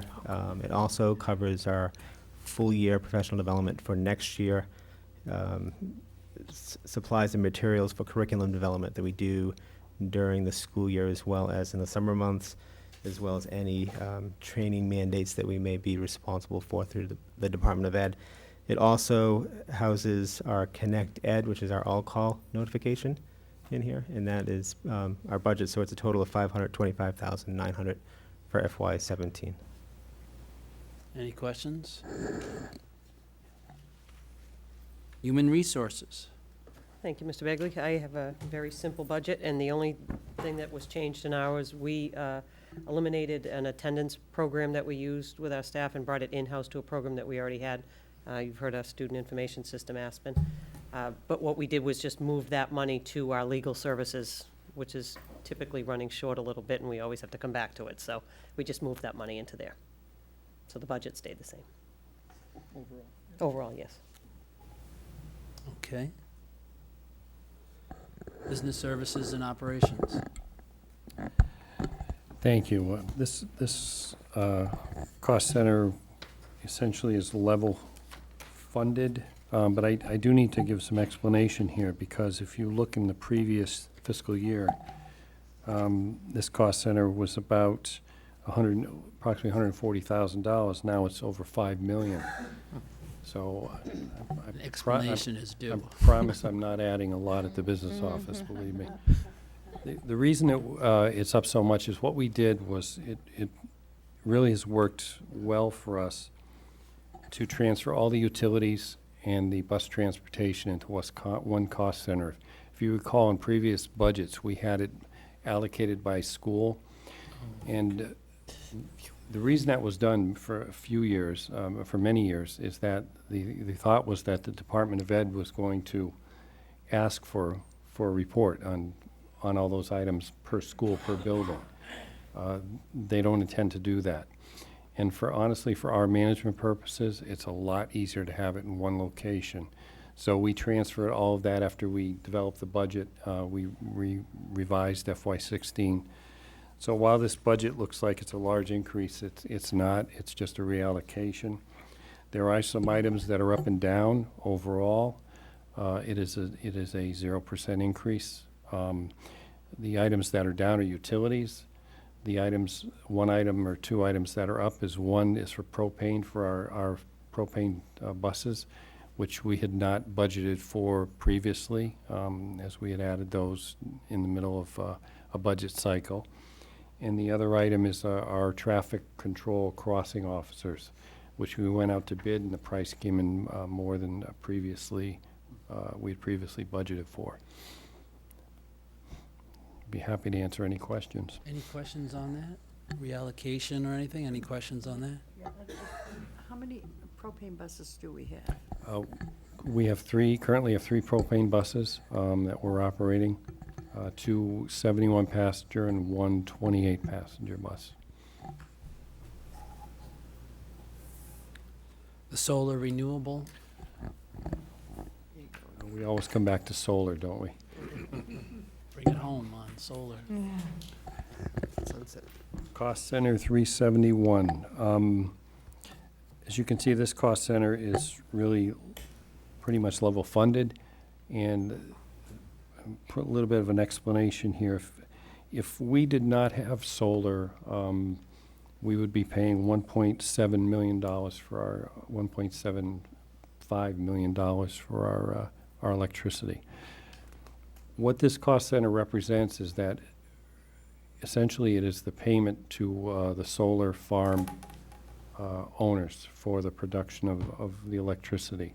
All of our N-Star bills that come in will be covered by net metering credits. And to date, for this fiscal year, our N-Star bills, we've paid zero. We're paying the solar farm vendors. And that's what we anticipate will happen next year. As Dr. Maestas pointed out, and I do need to say this, a couple more things. When you looked at the graph for electricity, what happens is that it stays relatively flat, and I know he made the comment it will stay relatively flat going forward for 18 years. And that should be very much true. The reason being is that when the cost of electricity goes up through N-Star, the net metering credit goes up. So there really is pretty much of an offset. And it's really been a great program to our benefit. And for the members of the Finance Committee and the public, just a reminder, we have 5 solar projects, and we have the town included in those projects. One of them is just coming online up in Freetown, and that will by the time that's online, we should be probably about 40% of the town will be receiving solar, be offset by solar. So we've been working with Pam Hagler and Lynn Barrett, I think it's really a great program. It is a lot of work monitoring this. That's one of the reasons we combined all of the electricity into one cost center, but it's worth it, definitely worth it. Very good. Any questions on that one? Okay, we went through the whole list. That was very well done. We covered a lot of information, so as you're digesting it all, if you have questions, don't be shy. Send them to us so we can get you the information you need well in advance of town meeting. We go back and forth. Before we end, though, I just want to take a moment. Mr. Costin, you did an excellent job putting this all together, keeping it all smooth packaged. Your whole team, I know you always do that, but you should take some credit. But the whole team did a great job putting this all together. Very well done. It ran very smoothly. It's only 9:30, so all thought it would go a lot longer. So that means Tuesday and Wednesday is your own. See? Now, our next meeting is the 21st. Yes. That's when we're going to take it as an action item, and we will approve or we'll vote on the budget on the 21st. Prior to that or after that, are we doing one of our joint meetings with the selectmen?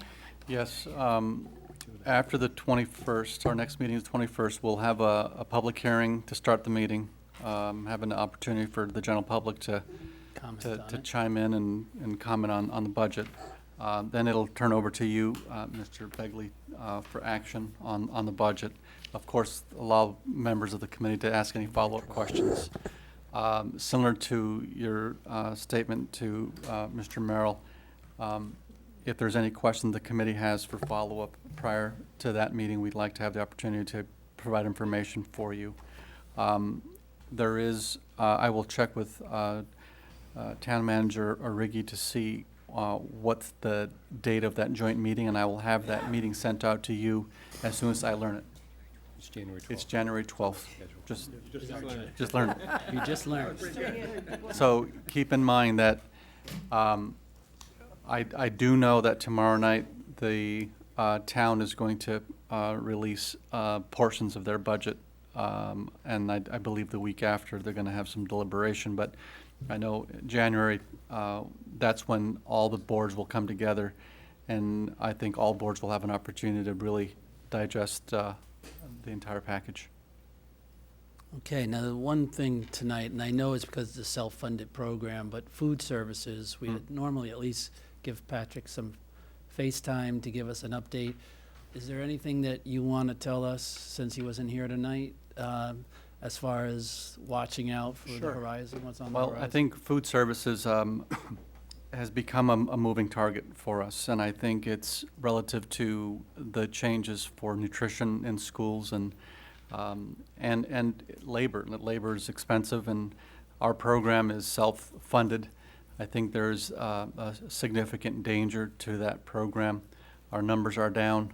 I believe that if he were here tonight, he would probably want to look at other ways of subsidizing the budget that we have for food service. So I believe that we might want to have Mr. Van Cott come in front of the committee to actually give an update to those specific details, because our numbers, it's a challenge to feed kids. And when you take a look at the free and reduced lunch numbers that we have in our district, along with the change in nutrition regulations, it's we've gone from one extreme to the other, where we were actually running in the black for many, many years to just running on the edge of just making ends meet. So I think we need to have a very somewhat detailed conversation on the future of that program.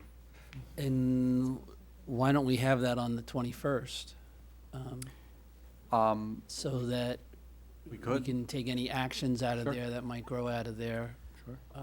when we go He through enjoys the opportunity to share information with you, so He I'm certainly glad does. I wanna give it to him. Yes. Mr. Chairman, just so you, as you develop that agenda, I think the policy committee wants to present on the 21st as well. Okay. That meeting might be longer than this meeting. And I believe Mr. Merrill has a follow-up. Okay. Just a quick question in regards to the overall presentation for the budget tonight.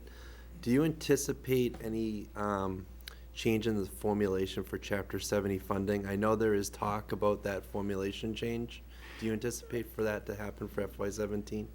Well, you know, Mr. Merrill, that's a great question, and it comes up every year about this time. For some reason, there seems to be some level of motivation for a formula change. Keep in mind that the number that I shared with you tonight is the overall town Chapter 70 contribution from the state.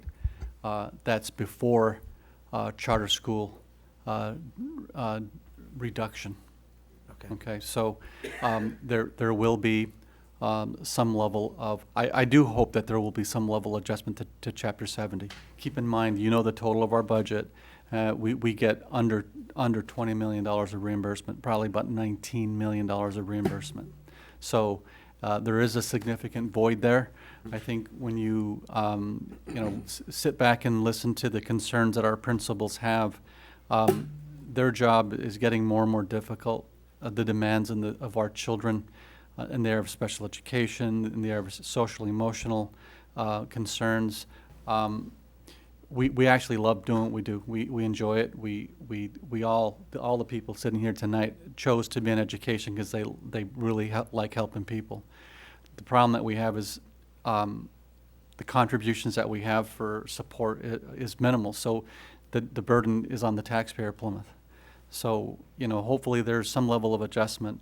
We will continue to look at other sources of funding, but Chapter 70 is a huge, huge issue for us. It would be nice if we got $50 million of reimbursement. I think that would help us dramatically. It would, but again, we don't get the aid that we see that we need, and hopefully there's a change to that. Thank you. Very good. So that brings us to the end of our agenda tonight. So without objection, we're adjourned.